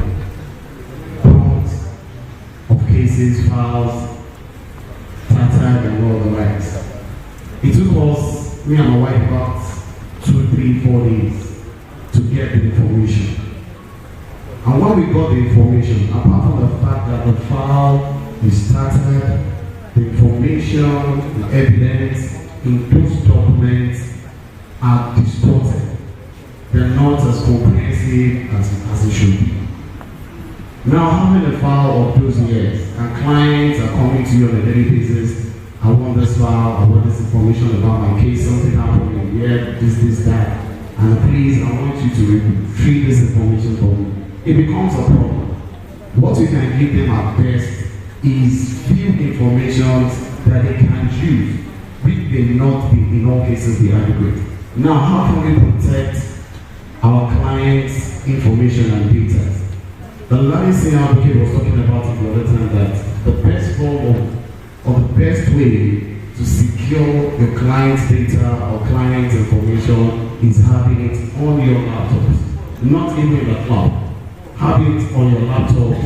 Once you have this information on your laptops, you can click on it at any time, retrieve the information you want to retrieve, and give to the client who is in need of it. How then do we secure these data? Number one, there's something we call data encryption. We need to encrypt these information. And anybody here has also spoken about it. He said we need to safeguard some certain information. And the management also said that we need to have a double check, put authentication measures in place to make sure that not everybody have access to those information. Also, there should be access control. I was talking about the DJ that uses the laptop of the lawyer. It's not everybody that should have access to certain information. As a lawyer, there are sensitive information that you cannot joke about. There are sensitive information that cannot just be left in the hands of an outsider. We need to protect this information with all care. And restricting access to it is one of the essentials or essential way we have to do it. Then secure communication channels we need to make sure that the communication channels we have must be secure. Don't just give the information put it on your system, but the channels, maybe you're sending emails, you're sending pictorial evidences, you're sending all forms of evidence, it should be protected. Also, backups. Your system has the tendency of crashing at any time. Once it crashes, that means the whole information of that client from years back is what? This is gone. It now becomes a problem.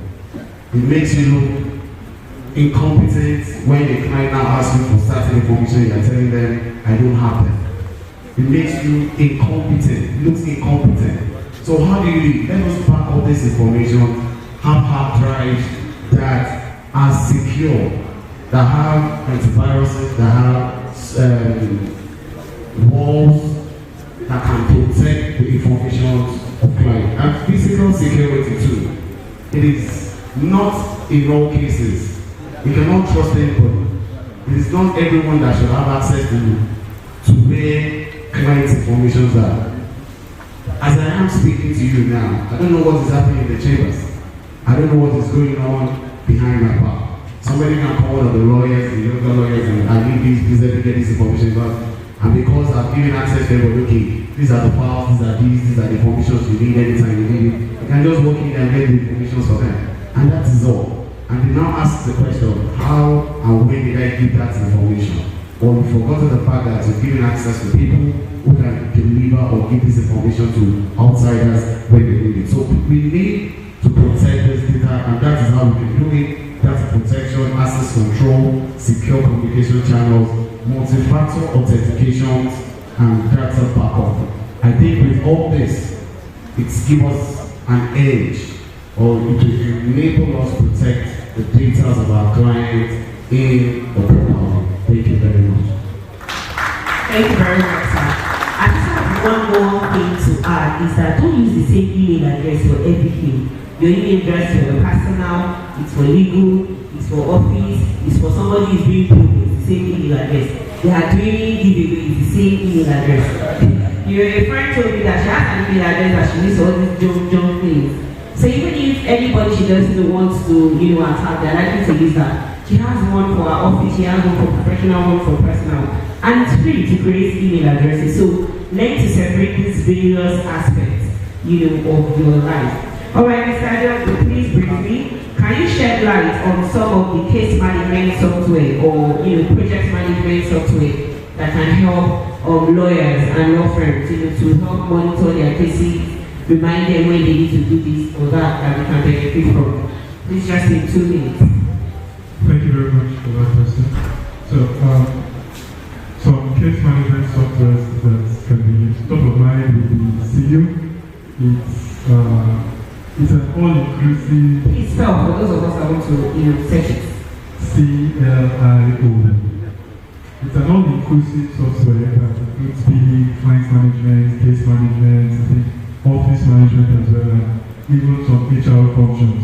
So it's not it's a universally available software, but the challenge with the software like that is at the volatility level, the unstable exchange rates. So that might make it a little bit out of reach. Annually, it will cost between several hundreds of dollars, several thousands of dollars. I think the least subscription plan will go for about $40 in a month. Aside that, we have open source alternative. Open source software is generally software that their source codes are available to the public and are maintained by a community of developers. Now, distribution of these softwares are free. However, improvement of these softwares may cost a subscription. So you get the basic functionality of the software, but you get to pay for additional functionality. So one of such would be ODO. That is also a case management, client management. It has a couple of functions as well. Then in Nigeria, we have case managed. I think there's case manager by Law Pavilion. This is also something that's very similar to CU and allows you to manage cases, manage clients, manage communication, as well as give access. We're talking about restricting access to lawyers and those who work in the law office. So this allows that as well. Then aside these tools, there are other sets of tools that are not necessarily legal tools, but would assist in client management, case management duties. So there's some other generic tools that have been modified somewhat to fit law practice. Amongst this, we have CRM by Suits. Then there is also there's also another one by HubSpot for lawyers. There are a few like that as well. Then aside this general softwares, there are general softwares for document management. We have Microsoft 365. We have Google Docs and the entire Google Sheets, Google Workspace. It also comes with emails, cloud storage. An alternative to that would be Microsoft. Microsoft has a Microsoft 365 alternative as well. There's also one by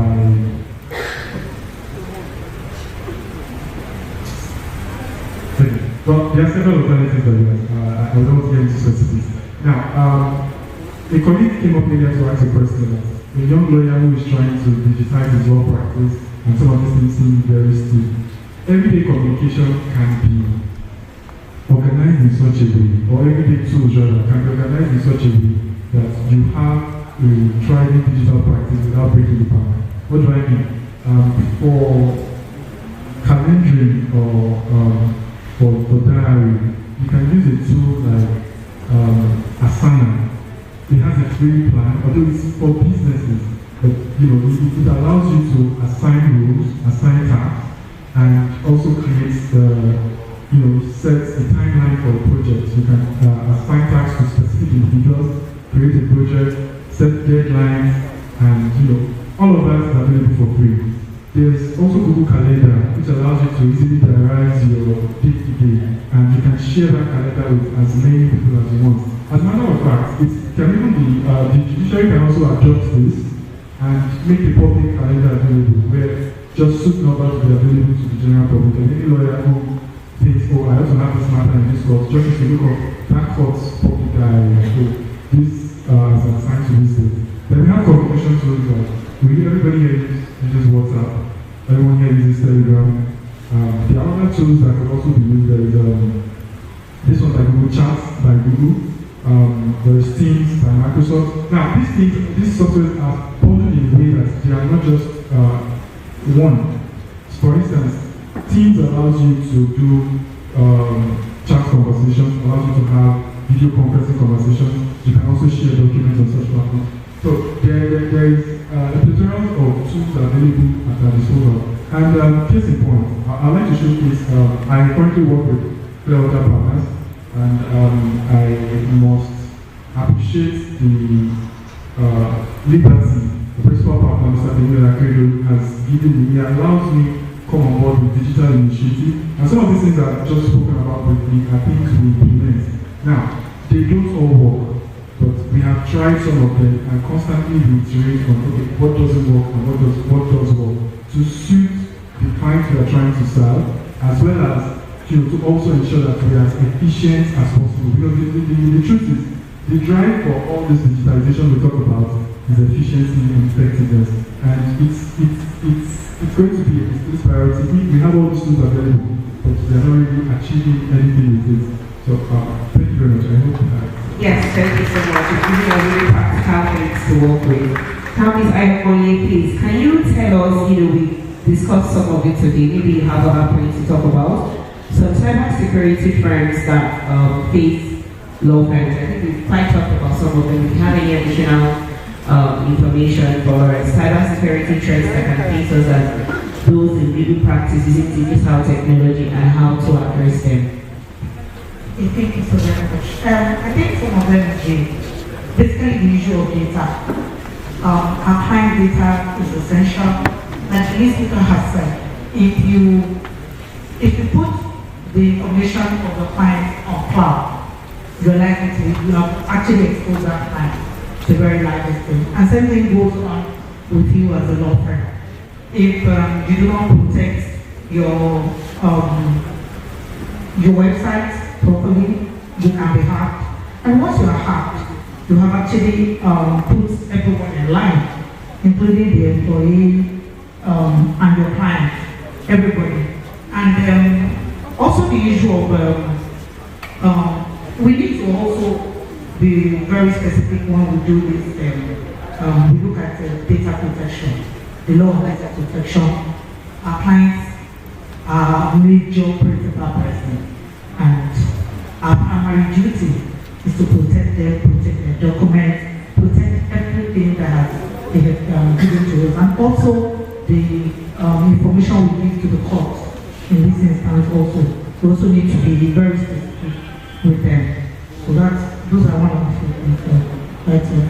Thank you very much, and thank you for keeping to time. Mr. Lanyon, finally, what are the challenges and limitations of ODR when we're talking about online dispute resolution, and how will it impact the traditional litigation, lawyers, appearance fee, for instance?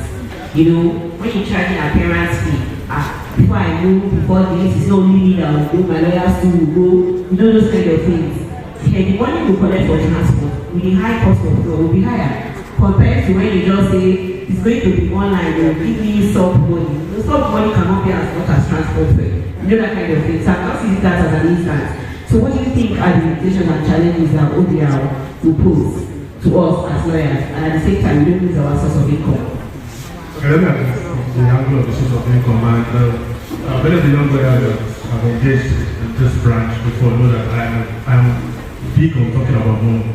I don't know why lawyers don't like talking about money. I talk about money every time. When it comes to collecting your fee, don't be shy. Because you're not going to be shy in court. You're not going to be shy in the office when you're doing the work. Be appropriate. As a rule, I'll give you something that I do. When I was in partnership with Ado-Ekiti, remember, we don't charge our parents' fee. We bill you for solving your problem. It's as simple as that. So it doesn't matter if a phone call will solve the problem. You're going to pay me what you have agreed to pay. If I have to go to court, you pay me. I don't need to charge you a parent's fee. I charge you for solving that problem. And it's something that I learned as an undergraduate, because in this same hall, when Babafe was here, and he was talking about how we charge in dollars. And he told this particular story about how a client came to him and he said, I'm going to solve this problem for XYZ amount. And as at that time, he knew that the clients on the party on the other side was just a phone call away. I collected his money. He called the person, the client came back and said, it's just a phone call away. I said, go and make that phone call. Right? My clients know, it's just a sign. I can take paper signs. So if it's ODR, don't charge some money. Collect your professional fee. It doesn't matter whether it's ODR or virtual hearing. The challenges that we will have with ODR, some of them, I think, first of all, again, it comes to the question of capacity. With all respect to the laws, to the judges, most courts are at the fourth stage of technology adoption. So you have the innovators, so people who take the risk. You have the early adopters, you have the late adopters, and then you have the laggards. Majority of the judicial structures that we have are laggards in technology. In that the technology must have become all-pervasive. Everybody must have adopted it before the judges begin to accept it, except for maybe a few who are more forward-looking. We need to start investing in capacity building for our judges, not to teach them how to do the work of a judge, but to teach them how the technology enhances their job. We also need to move from that and even build the capacity of the support staff. So when you talk about ODR and all the other digital support systems that we are considering today, I'll give you an instance. It's when I had a law firm here. My letterhead at that time was designed in a way, that was not a conventional, reserved way letterheads are designed. I used a bit of colors here and there. It was good for my clients, it was terrible for the courts. Because, of course, there was always, the judges were always talking about the colors and all of that. But did that affect the substance of what I was communicating to the courts? No. But the problem did not always start with the judge. The problem usually starts with the court clerk who is going to receive the documents from you. That's where they start criticizing you from. So we need to build that capacity within the court clerks, within the bailiffs. Is it every single thing that you want to do in court that requires physical interaction? Can we go contactless at some point? Now, another challenge that we're going to definitely have with ODR is infrastructure. How does it look when you are having your dispute resolution? And this is a true life story, and light went off. And so there is no internet. Or when you throw a hard question, the person who was on video before suddenly freezes or goes and switches on and says, sorry, beloved, I can't hear you. Or sorry, can you say that again? When you say, can you say that? When somebody tells you, can you say that again 6 times, you tend to skip that question. And you tend to skip. Because as naturally, we don't like repeating things. So when someone says, sorry, the network is breaking, can I hear you? He says that the first time, the second time. He just says, okay, you know what, I will type it. Or I will send it to you. Or are we adjourned? Or how we, it's going to frustrate you at the end of the day. Another challenge that we usually have with ODR is the time differences. Sometimes when we talk about ODR, it's my own understanding, my application of ODR so far has been that it's not usually people within the same jurisdiction. So time zone differences can be a challenge also. How do you manage those time zones? Particularly when you are 3 different time zones. In my own case, it was not ODR. There was supposed to be a communication between collaborating partners, and they were in 3 different parts of the world. There was no way we would do it that one person would not be in the night. So those are some of the challenges that we're going to be having when it comes to ODR. But it doesn't mean that those challenges are to limit or to frustrate. There are challenges, like I always say, the problem is a thing to be solved. The problem creates an opportunity for you to profit. So if there is a problem, you immediately begin to think of a solution. And my colleague here has spoken about his law firm, so let me do a bit of quick advert. So one of the things that we are meant to do, particularly we are experiencing providing digital skills and treating law as a business. And that's one of the first things that as a lawyer you need to understand. Law is a business. And so all the factors, all the tools, all the considerations of a business must be, including going late, including embracing tech and the rest. So one of the things we've been able to do is, surprisingly, only 2 law firms have been able to adopt is what we call a people workspace. So we have an office, we have a building, and in that building there are segments where offices, companies, entities, corporate entities can take a space.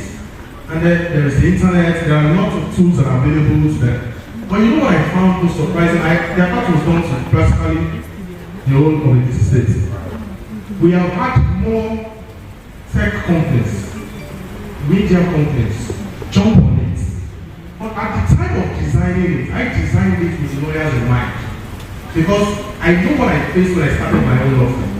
And I knew that there was an opportunity for me, now that I'm in the position to use my resources to ensure that lawyers do not face exacting challenges anymore. But now we provided that facility, guess what? Lawyers are not turning up. It is now tech bros who probably can afford the entire building and are not using that. Of course, like I said, it's about money for me too at some point. So collect my money and I check out. Alright, thank you. Thank you very, very much. Because of time, I will not be able to go around the panelists again. Mr. Taiwo, we have 1 minute each for Alright, because of time, I do want to appreciate all the panelists. I believe we gained 1 or 2 sessions. Thank you very much for sharing with us your words of money. Thank you for your work.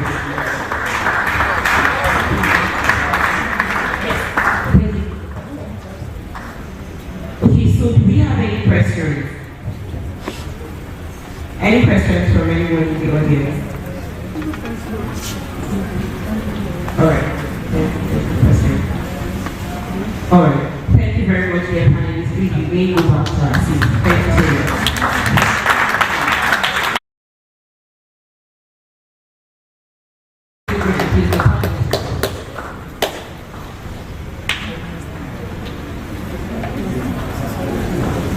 While that is ongoing, we thank everyone of us.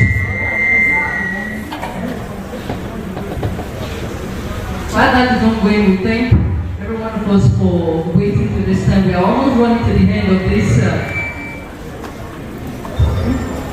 We're almost running to the end of this event.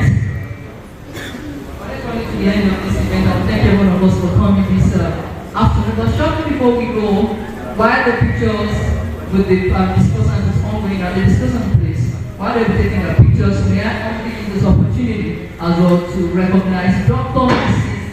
Mrs. Kemi Akole for her opinion.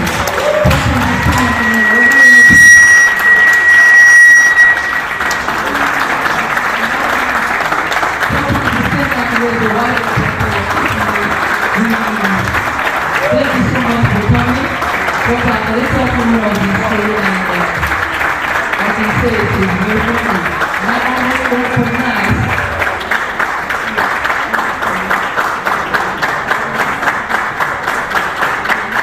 yes, thank you students, thank you. And this is the lecturer. We only recognize Dr. Tosin Ayos, he's a friend. Thank you for coming.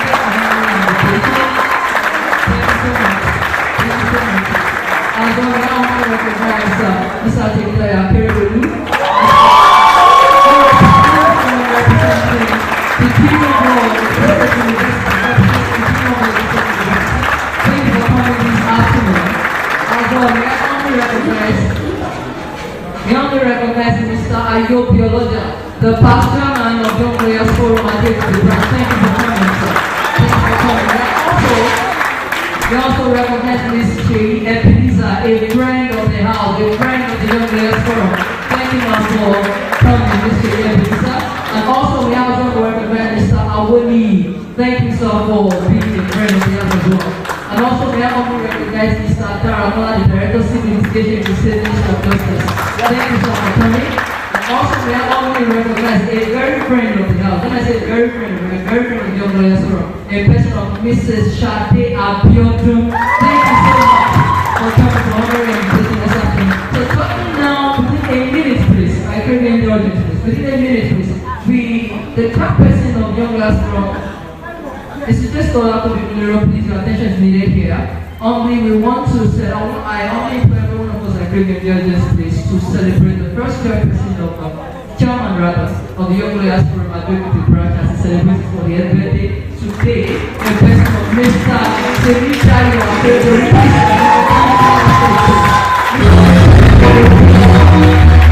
Within a minute, please. You know we are running out of time, but the time we have, Mr. Semichayo Aketori, please, can you come up here as we celebrate today? And the process for celebrating today, please, give a round of applause this afternoon, please.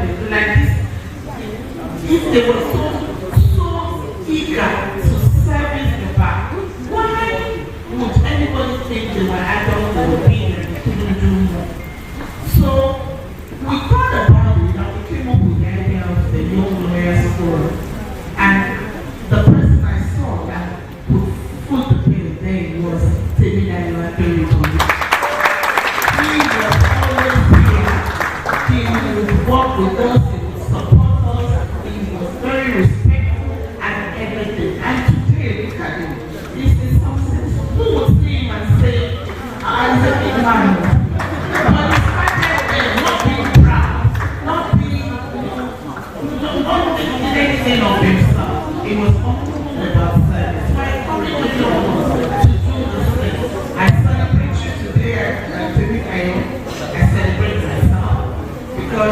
They say that you're not successful until you have good successors. I had good successors. He became the chair after me. He was the chair of the YMA. What else could I ask for? Congratulate me.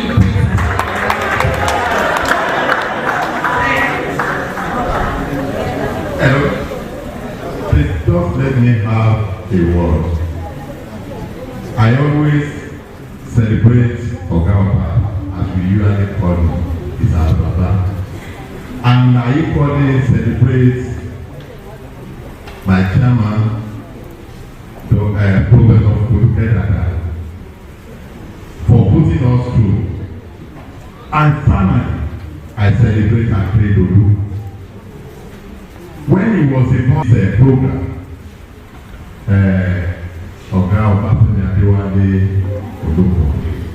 I was the chairman. He came to my office. When someone said Ado-Ekiti was the brain behind of this program, I attest to it. He came to me and said he conceived the idea, and immediately I gave him my support. I'm not regretting it today because the program is a success. Every year.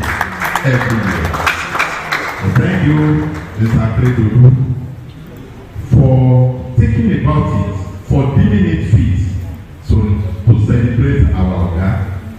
Oga Obafemi Adewale has been a father.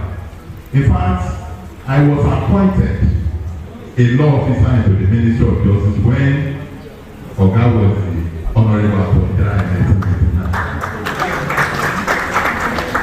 Oga might look very small, but might, very mighty, and worthy of celebration all his life. Please help us celebrate Oga more and more and more.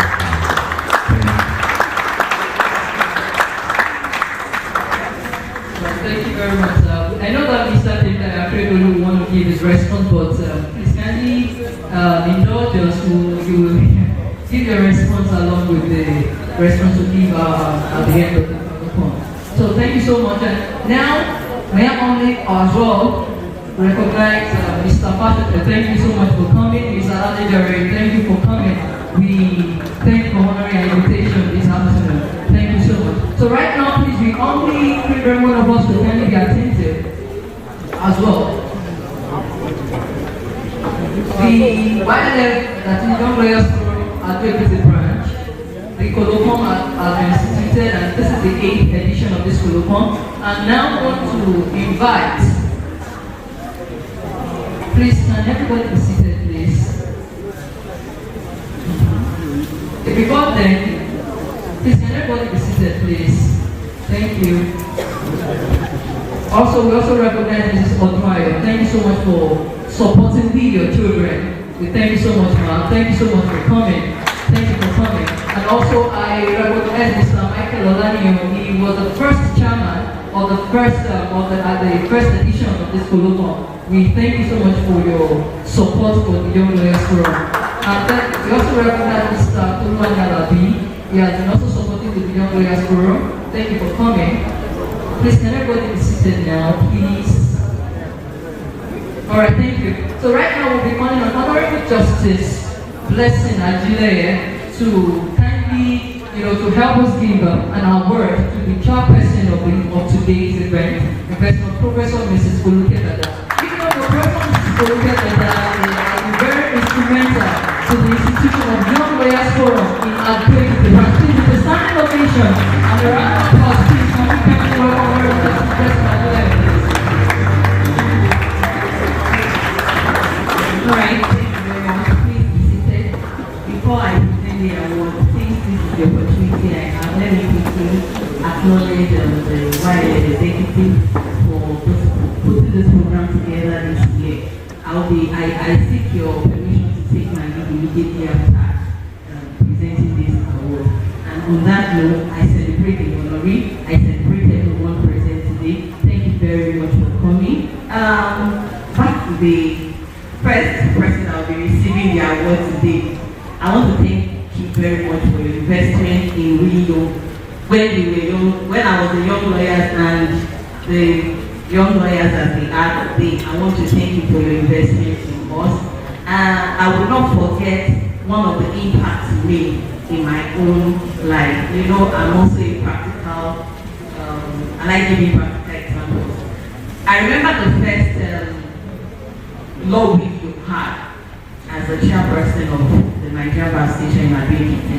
You gave us the opportunity to read, I think, what do we call it? Citations. And that was my first public assignment in MBA Ado-Ekiti. So I was told to read the citation of the revered senior advocate of Nigeria, Babafe. You know, it's a very long citation. It was the biggest assignment I first received from MBA. And when I read mine, I felt I did well. But the feedback I got from someone, I don't know if it's true, was that the chairperson was just angry. She was didn't like the way we read it. And we all read as if somebody held our throats. And after that time, anytime I'm given any official duty to perform publicly, I will always remember what Professor Poluke said about the way we read the citation. So I had to intentionally work on myself, develop my public speaking, and help myself to be a better person. And here we are today. Thank you, Professor Poluke Dada. So on behalf of the Nigerian Bar Association Young Lawyers Forum Ado-Ekiti branch, I present this award of excellence to you. Thank you very much.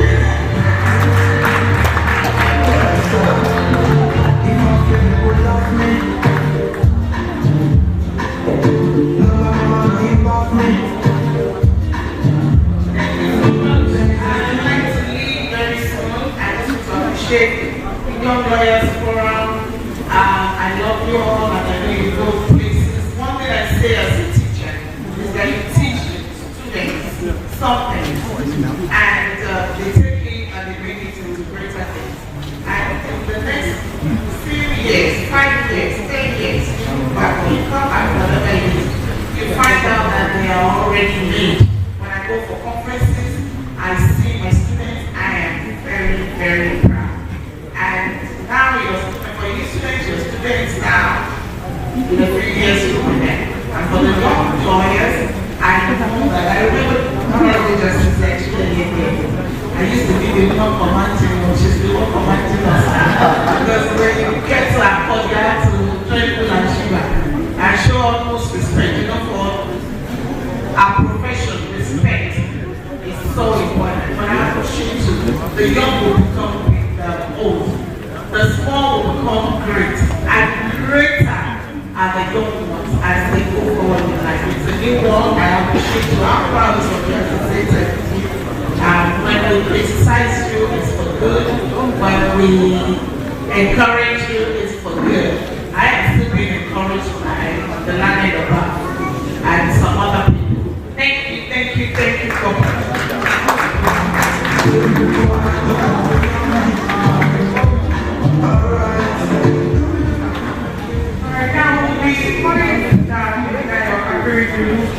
He will be receiving the award for the NBA National President, Marcia Samusiwe.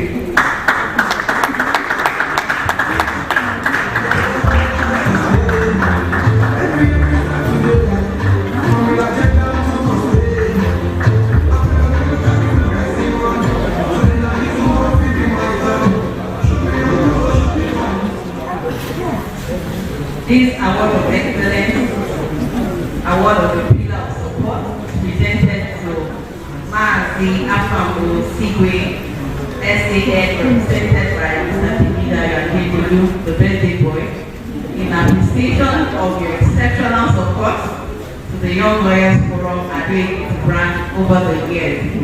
This is presented this day.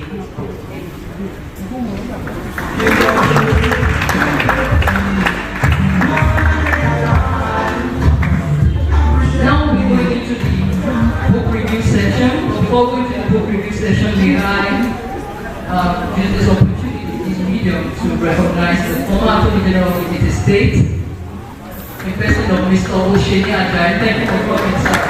Two times Attorney General of Ekiti State. Thank you for coming, sir, Mr. Osheni Ajayi. Thank you, sir. And also we use this time to recognize the customary corps president in our midst this afternoon, in person of Mrs. Oyeleye. Thank you for coming and waiting for this time. Thank you for coming, sir. As well, we recognize lecturers from Afe Babalola University as well, Mrs. Daniel, thank you for coming, and also Mrs. Adeni Oyetola, thank you for coming and honoring your invitation. Thank you so much. Right now we're going to the book review and we'll be calling on Dr. Tosin Ayo. Dr. Tosin Ayo taught me when I was at university, and Dr. Tosin Ayo is very effective, and when I said emeritus lecturer, I can attest to that. She has been very supportive of what I've told in my paper. Now we'll start with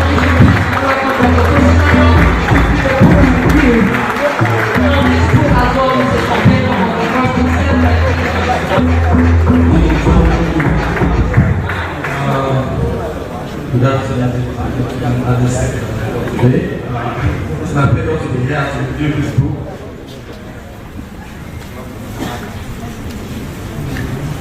Okay.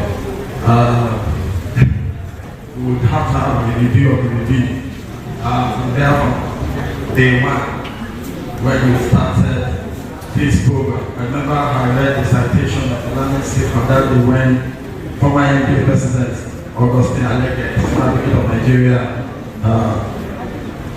came to deliver the keynote address.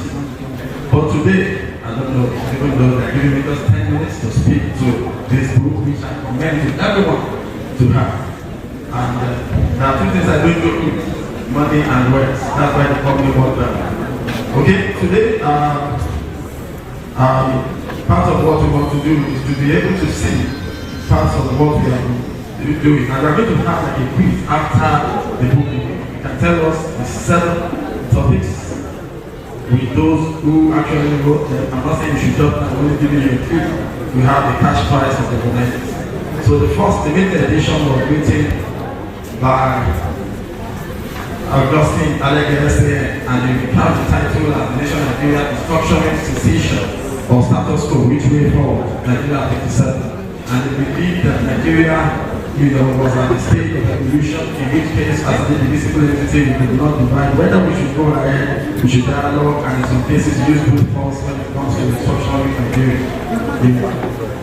Not only did we have that at the first time, we also had a lecture delivered by the father of the State of Nigeria, a human rights advocate, and the topic was on restructuring litigation, the litigation practice and how we will be able to use part of litigation. And he commented the honorary of the day, which is something that one year said, but what he has been able to do was one of the Attorney General that benefited from restructuring in Nigeria, and reduced increasing the level of patronage that our courts have had in time past.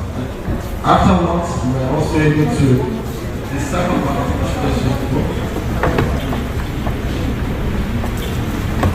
okay, the second one was the talk lecture was delivered by Professor Babatunde Olutoyin on welfare and training, equipping of young lawyers, the role of Nigerian Bar Association and senior members of the bar. In fact, I remember that particular speech that was delivered in 2019 then the day of law, and part of what he said was that we should know our rules as lawyers, and as senior lawyers, we define what a lawyer was and who a young lawyer was. It doesn't matter whether you read law as an old person, that once you are still less than 7 years at the back, you still qualify to be a young lawyer. So you can be young as a lawyer, and also that what that means in essence is that it is your age as the bar that determines whether you're a young lawyer or not. What's your age? And that takes us to the fourth edition. So many things I was just doing this okay. I've mentioned the second edition, which is the welfare training and equipping of young lawyers to go to the Bar Association. I've also mentioned the third edition, the paper was delivered by Professor Senator Ado-Ekiti. It was titled History and Law as Panacea for Prosperous Society. It was delivered on the 29th of November 2019, where it explored the critical importance of law in human society with human history, and read the book from cover to cover. how the consistent and predictable respect and observation of law and supremacy of law in the society as a universally proven to be a root of order.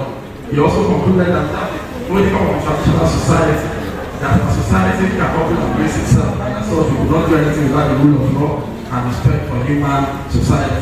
Also, Dr. Lisa Adenumo of the University of Lagos also shared his thoughts on Generation Next, History of Law as Financial for a prosperous society, where he concluded that law was a condition of social justice and development.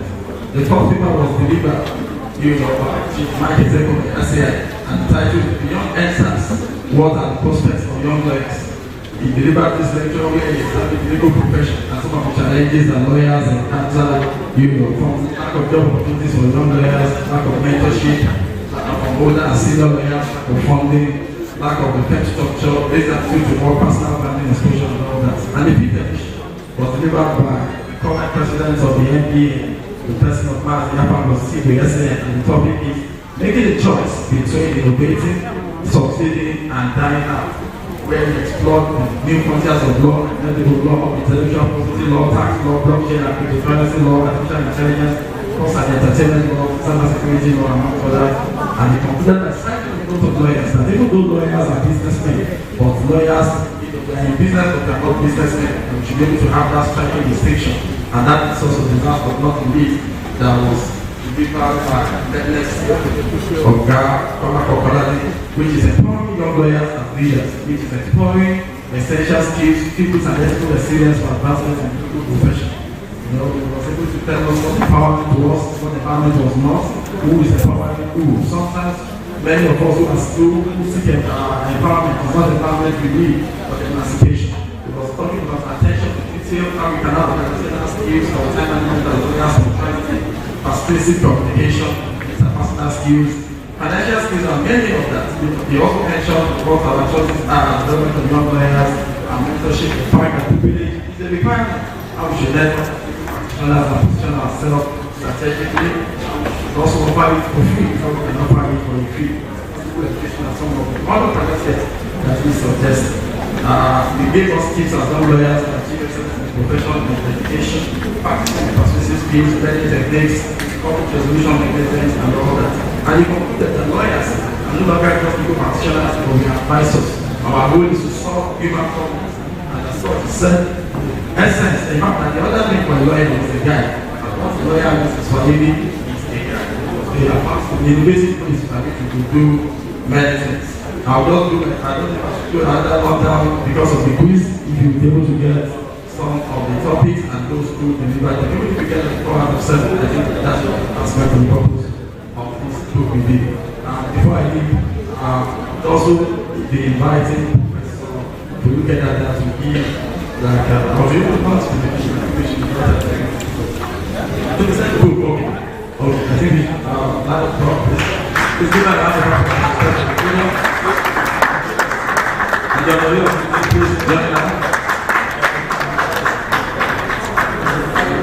okay, please, thank you.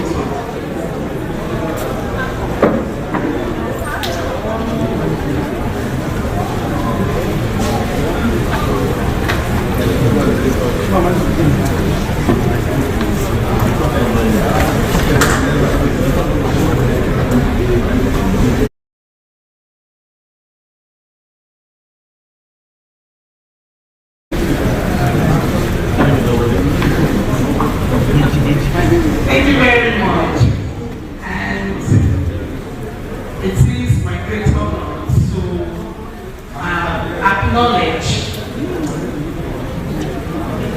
I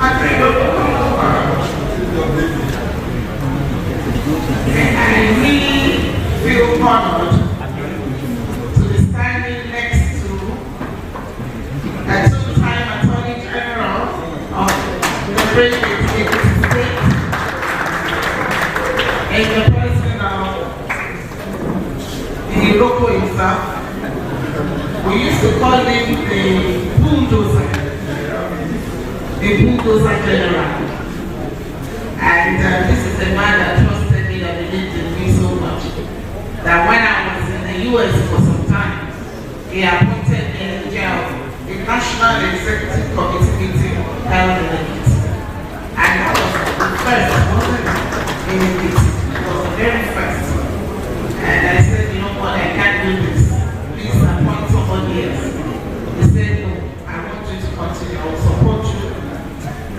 any length to make sure that this event is a possibility and it's a success. I want to appreciate you, sir. It's not always I get the opportunity. But yes, I was mentored by the right person. Like, who else could have mentored me but over maybe anybody essay?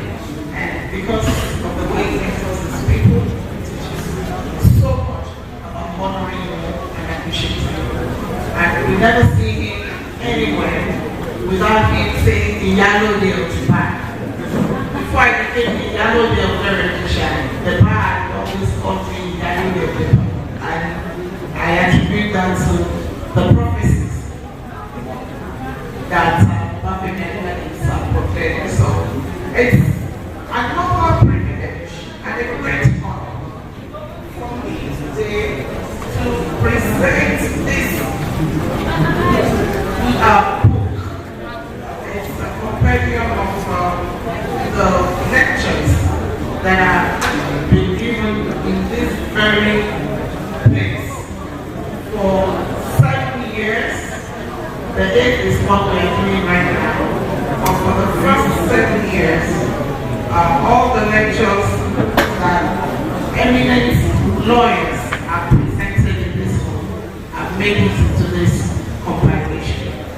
And I present this book in the name of the Father, the Son, and the Holy Spirit.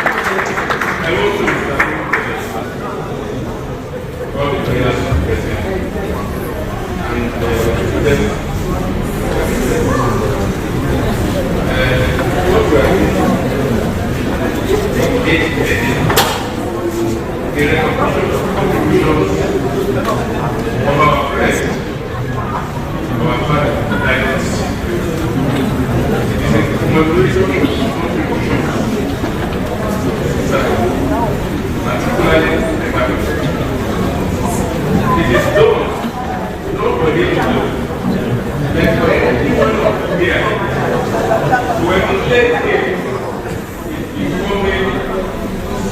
there's inclusion.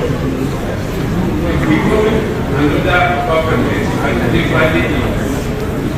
It's not just for you to come here, listen to lecture, and go away. Who is this person of government and equality? How did it come up? To the standard of being recognized and being called up here. Really acquire that day. It does see in his life and his daughter's life. And you have for the good a woman, like every woman, who has the dedication of somebody knows. Indigenous personality, a recognizing personality anywhere in this country today. How did you become what he is? I'm talking about Professor Dada. How did you become what he is? Anywhere you are, also recorded vision. Do one thing to distinguish yourself anywhere you are. If you don't distinguish yourself, nobody will recognize you. This is the distinguish ourselves as a member of the branch of the Nigerian Association. All our activities, all our meetings, you always see her there. Make not only comment of it, make a wonderful contribution. That was well. And we started promoting her. I think my organic honorary of the day handed that over to me. When I was the chairman of MBA, he was the chairman of the South Week Committee, a very successful one. And since that time, she went ahead. That was when she launched herself into national policies of MBA and became the national vice president of the Nigerian Association. So do everything to make sure that you are noted where you are. Anything you think you know what to do it very well. Let people recognize you. That is how people like us became what you are. That is how the honorary of today became what he is. Anywhere you want to distinguish a politics in everything, you want to distinguish himself. Right away to say what is we have to do that. And look at it today. We are living. Who is this Apple laptop? It's an Apple laptop. I love it. So who is taking the bite of it? You are still the one taking the bite of it. It's a remembrance of a remembrance of similar thing we are doing today. I encourage every one of you to have a call. Whatever cause, to have a call. In my own case, because I'm not as strong as Professor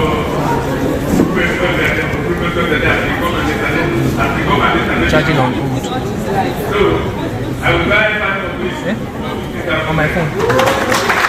It's okay. Let me use this one. Okay, now we go to the Same screen that you guys are using. I'm using this one. house of the 60 something. well, the laws are lying and reading. Already, and it's not privilege. So it will be a lady that was so humble. She was a mature student. Yes, she was very humble. So you know that I should say princess. She's not a woman that says I am this person, I am this connection or whatever. She came to school as a normal, typical student, and she did what she had to. And today, you guys. So please applaud our princess.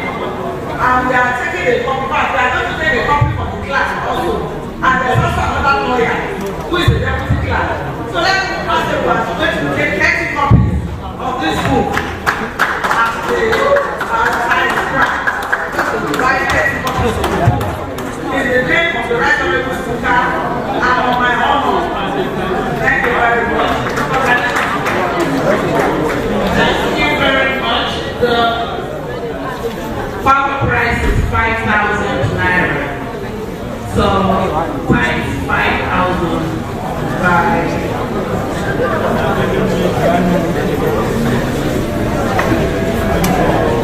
Thank you very much. My name is Ado-Ekiti. I'm privileged to be here today, and it shows that it's not only lawyers that are here, there are some lawyers in Equity who are also here. And because of the privilege I have to have taken some pie from Obafemi, Adewale and Co-Chamber, and on behalf of all the scholarship students presently in Ekiti, I take some copies for 100,000.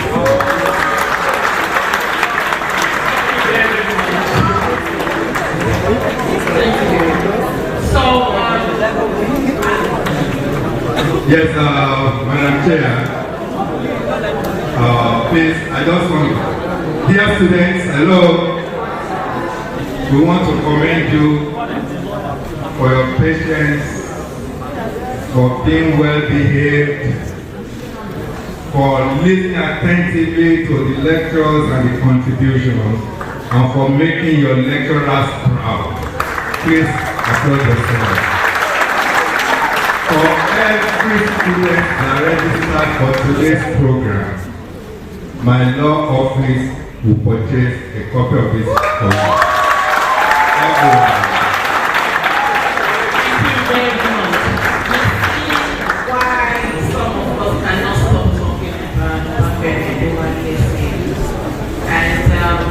It is such goodness, the goodness of heart, that we learn to know that nothing in life is that difficult to do.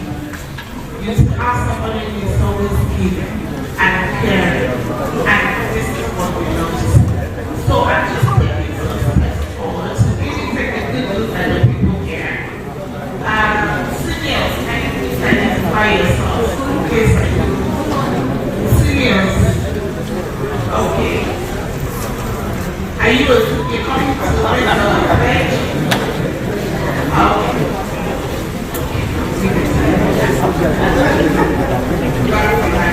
Okay, so your worship, I know you can't speak in public too much, but I know you do so, because your worship is somebody who has served the past.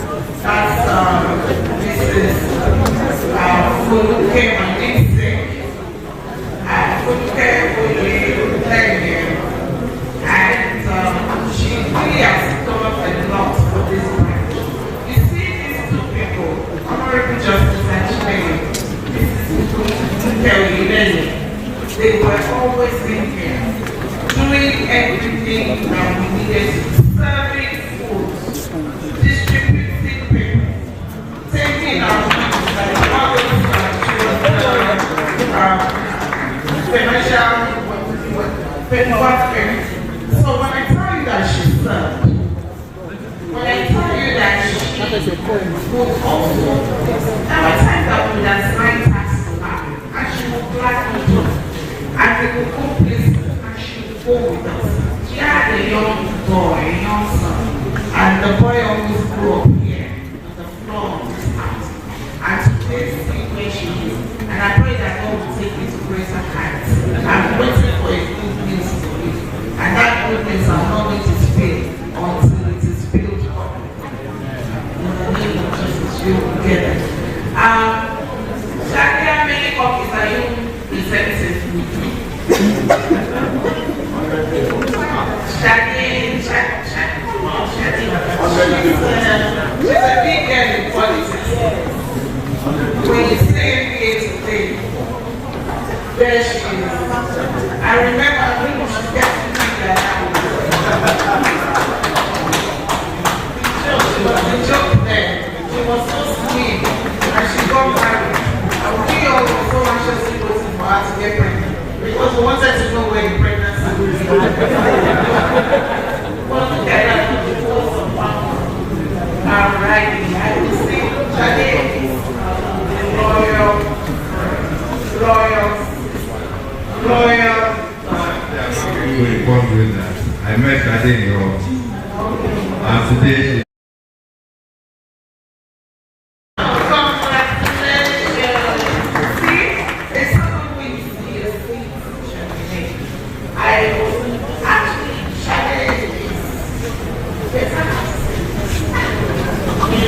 somehow you meet people, I don't even know who they are, but along the line,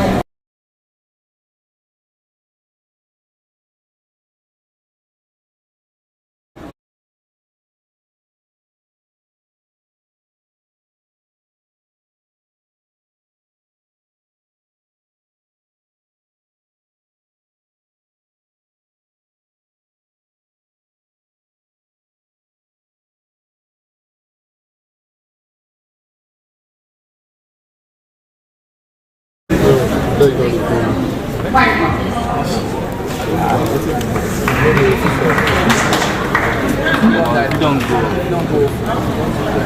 Back to you like 16. thank you very much. Before I go, I check. There's one that branch. Even at 60%. Thank you very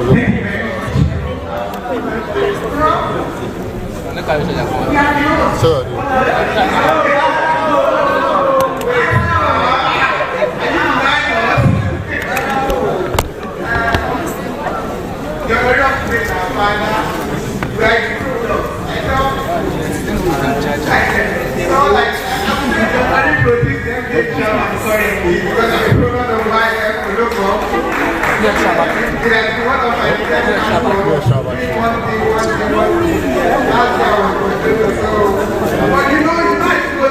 Because I don't check.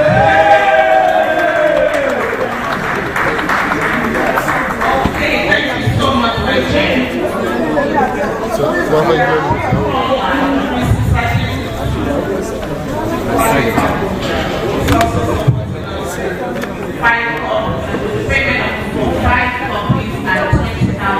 Laptop, you don't finish. She not here is I want to stop on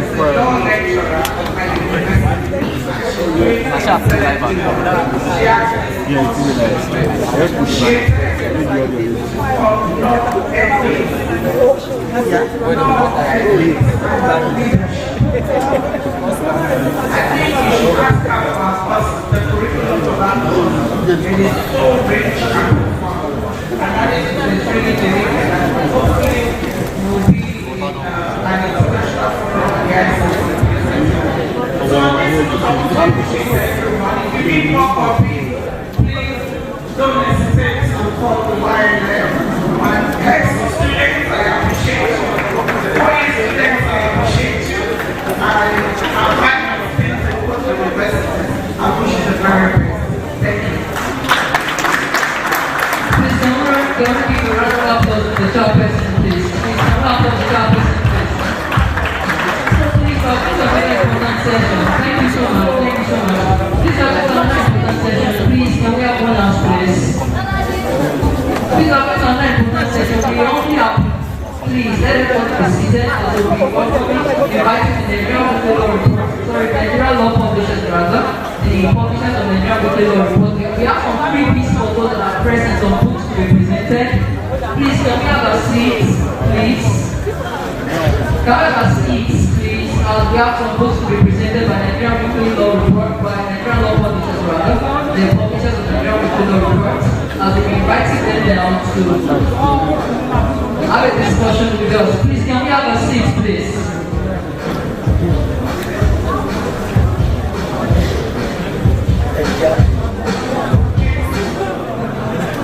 Good afternoon, everyone. For this year's edition of the colloquium, we were lucky enough to have a partnership with the Nigerian Law Publishers. And I'm happy to inform everyone present here today that will be going home with a copy of some of the books that we got from the Nigerian law publishers. Then for the lawyers and law students among us, the hard copies of the Nigerian law report, they will be sold outside at a discount with a 20% discount on the first price. So instead of 4,000 naira per copy, it will be sold at 3,200 naira. And for the online subscription to the Nigerian Law Report online version, we'll be having 50% discount for the yearly subscription fee. So instead of the cost price of 30,000 naira, because we are here today, we'll be paying the sum of 15,000 naira for the yearly subscription. And then for the first 50 lawyers that are registered today, they will be getting a month free subscription to the Nigerian Weekly Law Report online report. So the Nigerian Weekly Law Report stand is outside. Before we go, we'll bring in the copies of the books for us. But if you want to make a purchase, either the online versions of the law report or the hard copy versions of the law report, they have a stand outside. And for the first 50 persons that are registered today, you have your email addresses and your phone number. So you will get the login details for the free 1 month subscription. Thank you.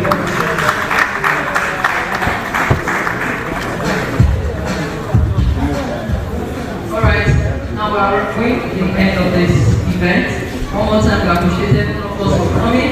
So please, a few minutes, please, an only favor and indulgence to kindly be seated as I invite the PRO of the Young Lawyers from Ado-Ekiti branch, Professor Mr. Ado-Ekiti, to read the citation, the profile rather, of the honoree of today, President of Bafemi Adewale SAN. Mr. Ado-Ekiti, please.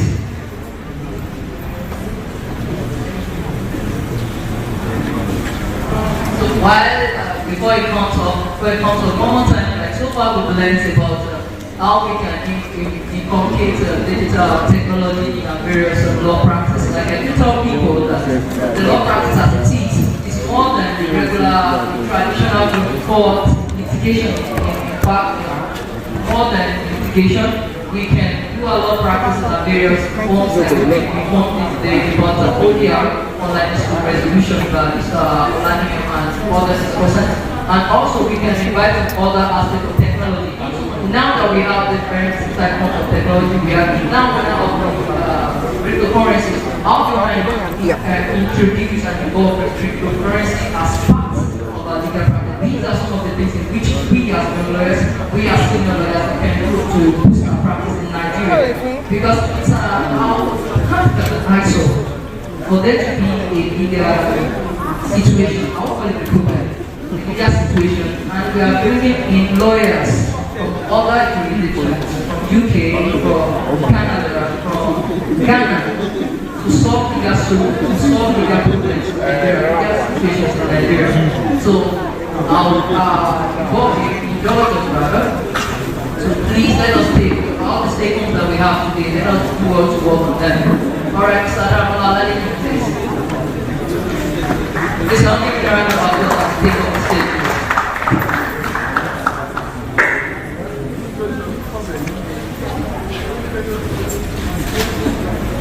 Good afternoon, and standing on the this is the profile of Mr. Bafemi Adewale SAN,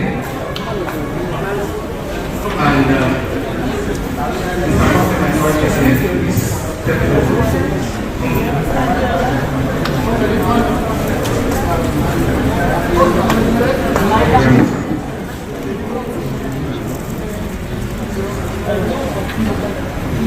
The profile of Bafemi Adewale SAN.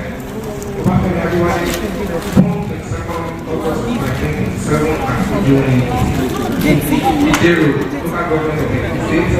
Is the principal counsel of Bafemi Adewale & Co., a firm of legal practitioners with head office in Ado-Ekiti State. Education.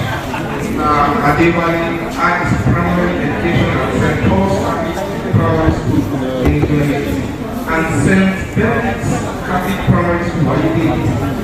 And his secondary education at the famous Christ School, Ado-Ekiti, he obtained the West African School Certificate was in grade 1 in 1974. He was at the Polytechnic from 1974 to 75 for basic studies before proceeding to the University of Ife, now Awolowo University. From here, he graduated in 1979 with LLB honors. He was called to the Nigerian bar as a barrister and solicitor of the Supreme Court of Nigeria in July 1980 after obtaining his legal honors from the Nigerian Law School in Lagos. Professional career. Obafemi Adewale had his primary NYSC assignment at the Ministry of Justice, Kano State, 1980 to 1981. And has since then been in very active legal practice, although with occasional breaks for public service. He worked with the private law firm in Ikeja, Lagos, Ado-Ekiti and Co. Immediately after youth service from 1981 until 1984, when he established Obafemi Adewale and Co. He was admitted into the inner bar as the senior advocate of Nigeria in 2020. Bar activities. Obafemi Adewale had been a very active committed member of the Nigerian Bar Association (NBA) and has been privileged to serve the association in various capacities locally and internationally.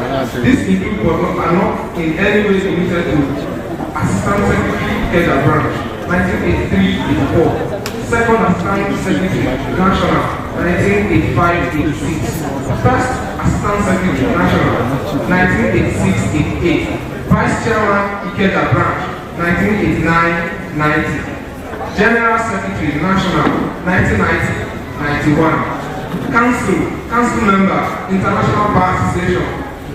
Member, NBA Anti-Corruption Commission. Member, NBA Property Development Committee. Member of Council, NBA Section of Public Interest and Development PL. Member of Council, NBA Human Rights. Member, Council of Legal Education as MBA nominee and later as AG in State. Member, Legal Council as MBA nominee and later as AG in State. Member, General Council of the Bar, Chairman, Advisory Committee of Elders, NBA, Ado-Ekiti Branch. Chairman, Planning Committee, Made Law Week, NBA, Ado-Ekiti Branch, 2011. He has been a member of the National Executive Committee, now Council-led, of the NBA since 1985. He became a life member of them in 1991. He also supports the activities of FIDA, International Federation of Women Lawyers, State Chapter. He is a patron of the Young Lawyers Forum at Ado-Ekiti Branch and has actively supported the forum in hosting the annual YLL Obafemi Adewale Global instituted in his honor since 2017. He is a very active member of the Body of Ventures, the highest regulatory body in the legal profession, and has served or is serving on different committees of the BOP, including the Legal Practitioners Design Committee, Mentoring Committee and Screening Committee from 1997 to 2002, 2007 till date. He is a member of the Board of Trustees of the Nigerian Bar Association, National Assignment or Political Activities. Obafemi was an elected delegate to 1994-1995 Constitutional Conference that produced the original draft of what later became the 1999 Constitution of the Federal Republic of Nigeria. He performed so credibly that he was voted third best delegate at the conference after former Vice President Dr. Alex Ikweme of blessed memory and the conference chairman Honorable Ado Kabiri White. Yes. He was appointed and served as member Pioneer Governing Council of the National Human Rights Commission from 1996 to 2000. Obafemi served as Attorney General and Commissioner for Justice and later Commissioner for Works and Transport in between 1999 to 2002. He has steadfastly handled several local status cases, notably constitutional matters, election petitions, land matters, criminal law and other matters in all superior courts of record of the Supreme Court. Human rights a quiet for consummate and effective human rights advocate. Obafemi was an active member of the Student Union movement as an undergraduate at former University of Ife, now Obafemi Awolowo University, where he served as a member of the Student Representative Council. As MBA and Secretary of the Human Rights Committee 1986 to 1988, he coordinated NBA human rights activities nationwide and organized the first ever NBA Human Rights Conference in Ilorin in 1987. As Attorney General, Obafemi, with the support of the British Department for International Development, was actively engaged in promotion, protection, and propagation of human rights throughout his tenure. He established the Citizens' Rights Department of the Ministry of Justice, which today has offices in all 60 local governments in the states. He collaborated with the Legal Resources Consortium to establish Community Law Center in Ado-Ekiti and participated in the passage of the Child Rights Act in the state as one of the first set of states to do so in the federation. He also assisted the Legal Aid Council in operations in the state and continues to handle pro bono cases both officially and unofficially. He organized human rights advocacy workshops for the police in the state and hosted a training session for traditional laws in the state of traditional system of justice administration with a view towards making them more human rights compliant. On the National Human Rights Commission Governing Council, Adewale was one of the champions of the establishment of what is now known as human rights desk in all police formations across the country. He also, along with other council members, paid special visits to virtually all the prisons in the country to get the first-hand views of the condition therein. Even after his tenure as a council member, Obafemi has maintained active interest in the affairs of the commission. He strongly supported the establishment of zonal offices of the commission as a means of bringing activities nearer to the grassroots and continues to advocate the inclusion of human rights training in our school curricula at all levels. General, he is widely traveled and has visited many countries in the continent of the world. He has attended numerous conferences, seminars, and worked in music, chess, Scrabble, golf, and watching football. He is happily married with children, two of whom have also been called to the bar. Please join me in standing ovation to celebrate the honor of today.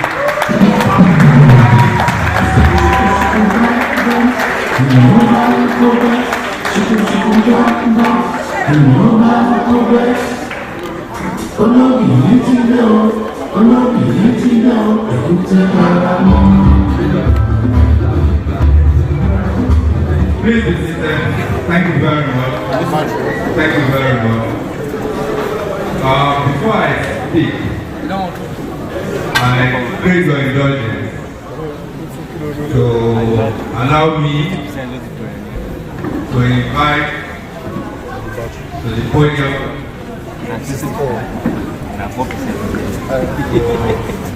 to react or respond to the very kind words that have been said about me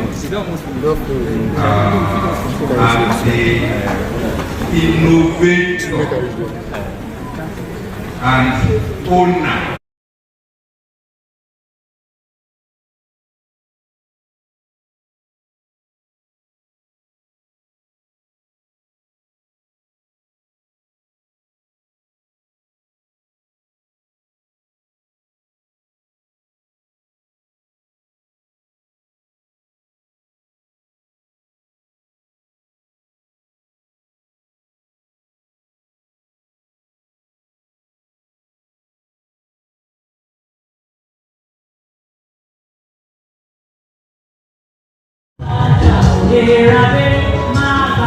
Thank you. Now, as I already been said, that was the first chair of the YNF in the state. And the colloquium is one of the legacies of his industrious tenure. He graduated from the YNF to become the secretary of the NBA Ado-Ekiti branch. Today, Dayo has himself become a mentor to members of the YLF. And this is what we are preaching here.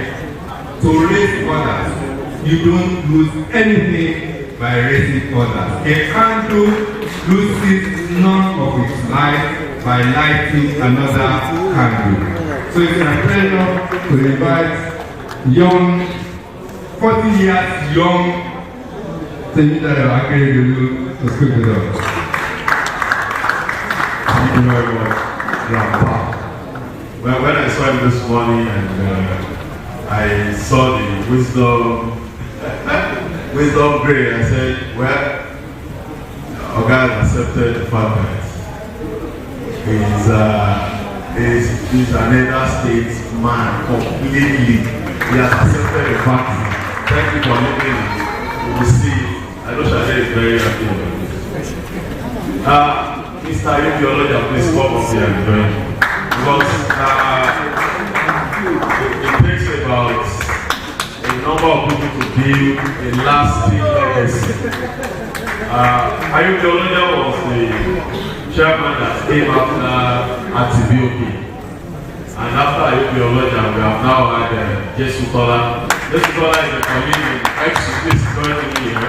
Because there is nothing I want to say that would make sense without this young man, this young man and woman, and Ado-Ekiti, who sustained this colloquium. Because if they had allowed it to die, you won't be here in this auditorium. So I want to say a big thank you. It's not about the parents, it's about every one of us. I want to appreciate you. I feel younger. Seeing people here today, a lot of people are asking me where I celebrate. Someone delivered a cake to me here, where you're occupied wherever you are, God bless you. So delivered a cake and we're going to cut it in this place, we're going to eat it together.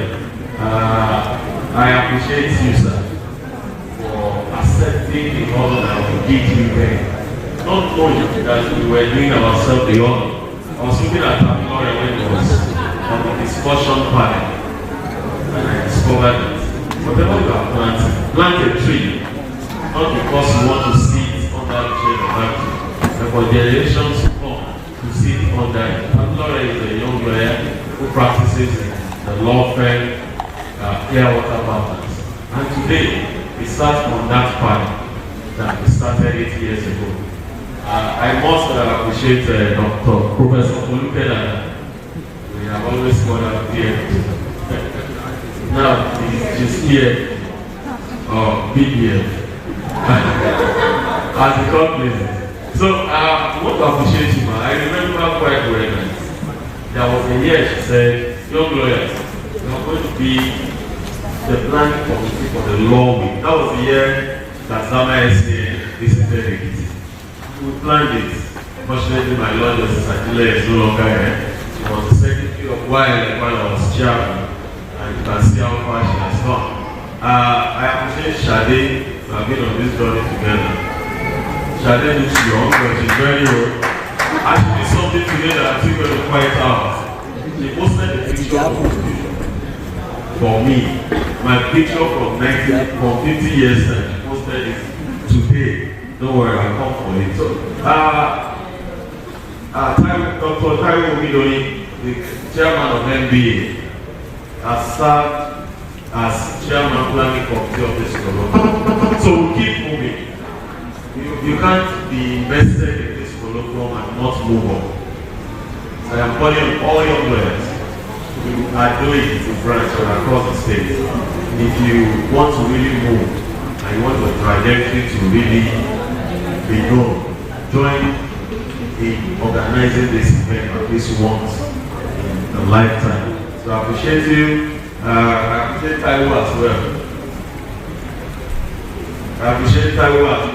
Yes, when we started YLF, it was just YLF. But then now we have LF, now we have Olebra. And I can see Omoleye Toyin. Omoleye is the chair of the parent branch of the Nigerian Bar Association, YLF. And it shows that we are really growing. So I appreciate every one of you for celebrating the wellness. Thank you very much. I was so that and they will say. So we'll keep going. Someone is in this hall. He sent me a message yesterday that he came to the first colloquium as a student from the State University. And this is 8 years after. My friend, I got him waiting. Thank you very much. Sent me a picture that he took with Allegri. And I said, wow, we've come a long way. I was 32 years old then. Imagine what you can do. We will say we are late in humans. For you have the world at your feet. Law students from the State University. I saw you were screaming when I was mentioned. And my friends from Oye, Federal University Oye, thank you very much for coming. My students in the State University, I've only spent 4 years with them, and it felt like it's reality already. You see how they are celebrating. Thank you. Thank you very much. I've asked the three of them to stay back because what I want to say is not about me. It's about the Young Lawyers Forum. And this program, as we have always said, is a mentorship program. And you can see how the young ones of yesterday are becoming the big men and women of today. Please, let me celebrate them. And I want to celebrate all who have passed through the YLF since inception. Because every year, you have always been participants in the colloquium. This colloquium is about you. I've told the story before about how I came to meet you. And I'm grateful to God that God not only gave them that idea, but they took the step to bring it to reality. And today it is flourishing. I will thank God for that. Our chair for today, our reality of the world, Professor Foluke Lawansi Dada. Because I know Baba Lawansi, and I know Baba Lawansi. Anytime, any day, they will be proud of you. That's why we must keep that name in view. We thank you not only for encouraging them then, but also for also being here today to show them that you are still with us in body and in spirit, and that you will never leave them. Thank you very much, my bros. God bless you. The State House of Assembly, under the leadership of the Right Honorable Speaker, represented here by my very own dear sister, a lawyer that I'm proud of. She has been so many other things before she became a lawyer, but today she's proud to be a lawyer. And we are also proud of you too. And we are also happy that you are there, because every time I tell our colleagues here, get involved, you took the step, you braved the odds. And by the grace of God, this is just a starting point. You will go further. You will go further. Somebody prophesied here earlier on. I claim this on your behalf, and I'm claiming it again. So please give our regards to the Right Honorable Speaker and thank him for his support. We appreciate him. The Triple General. It's just a little more. Last night it was 4:45. Now it is 5 minutes to. And by the grace of God we shall get there. Please let me just join me to say amen. Two-time Attorney General of this state, former chairman of the NBA, a prominent member of the National Executive Council in his time.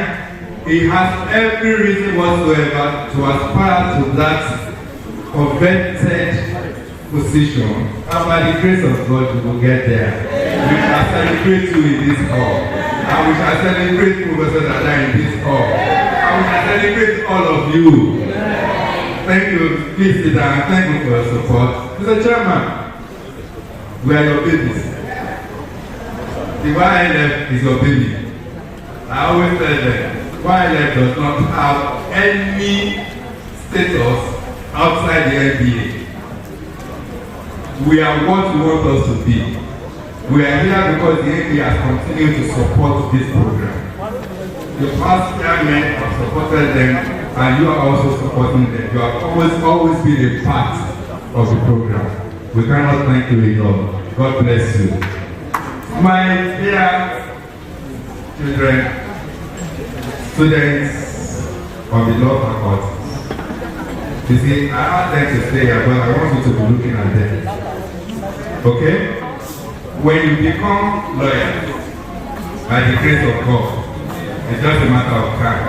I want you to make up your mind that you are going to be active members of the YLF. Do I get that from you? Yeah. Are you promising me? Yeah. You will be active members of the YLF. Yeah. And you will be worthy members of the Nigerian Bar Association. Yeah. If you do that, then we have succeeded with this program. Please give yourself a round of applause.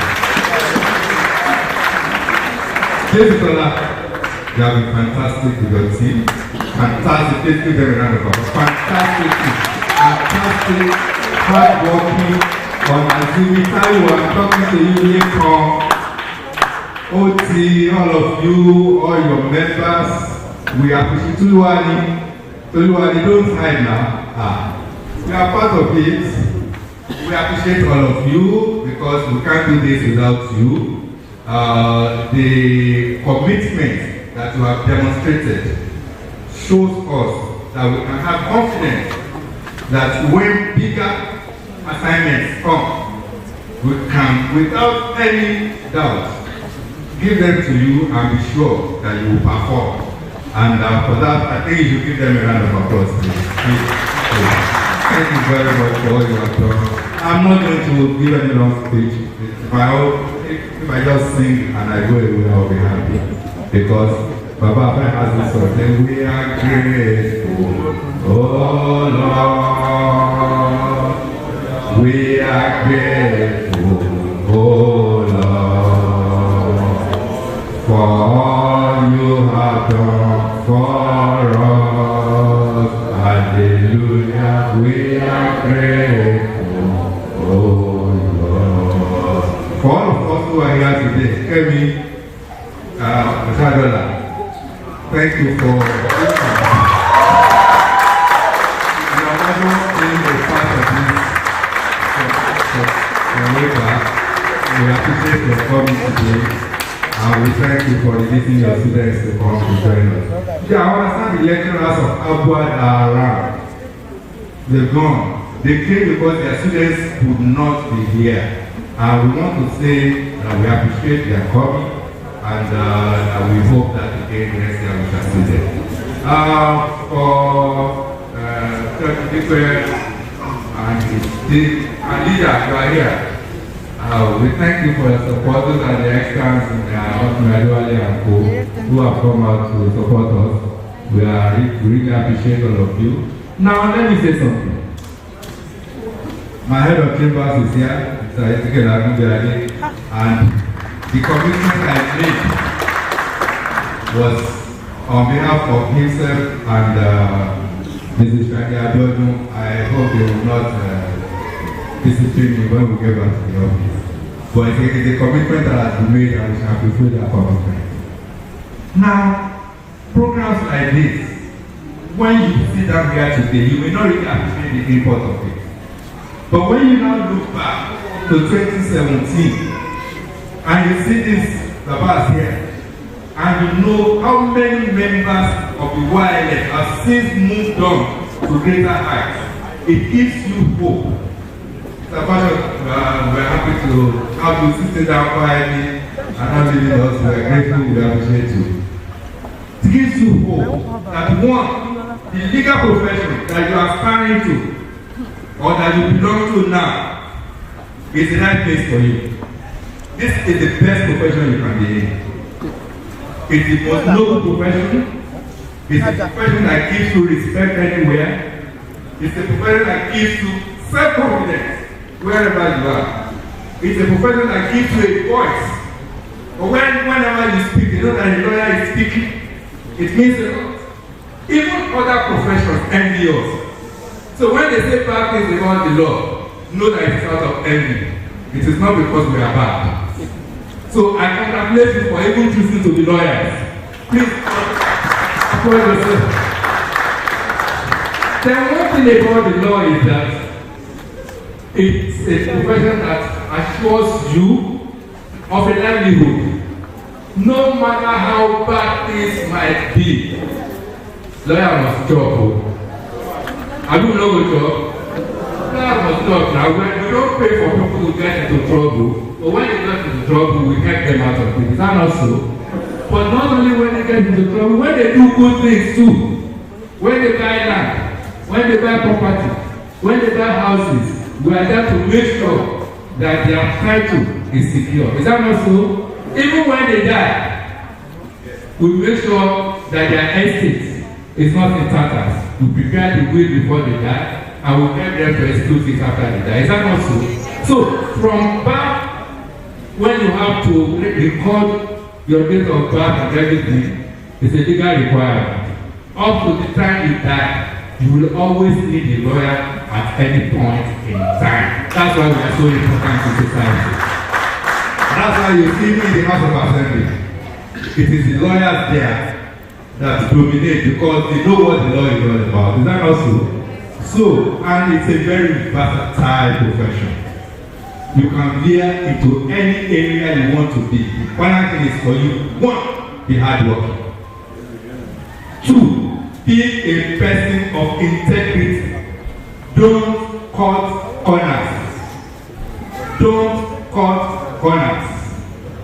And three, be the opposition that you want to be.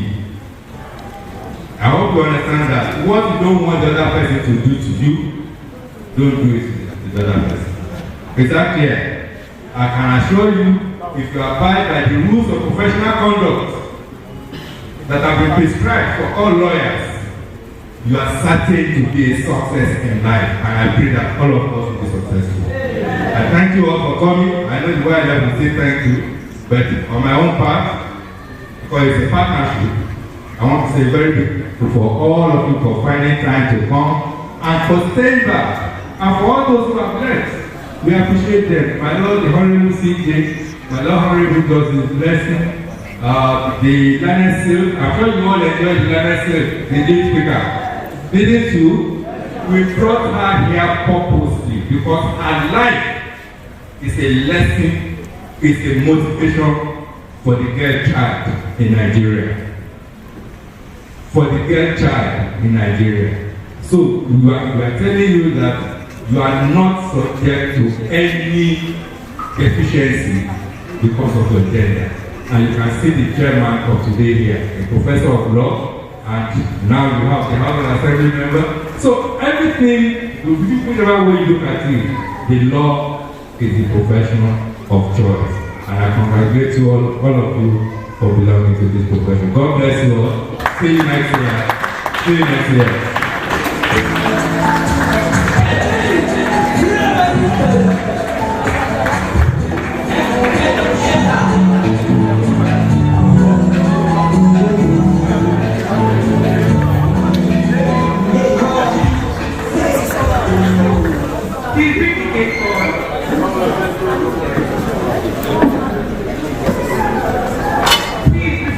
The very last item on our agenda for today, what other birthday cake?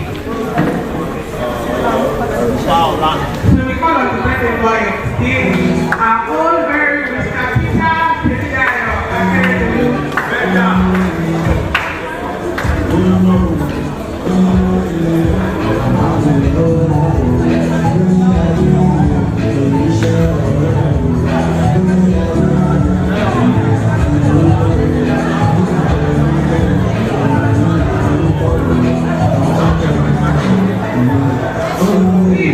try to for the day, Professor,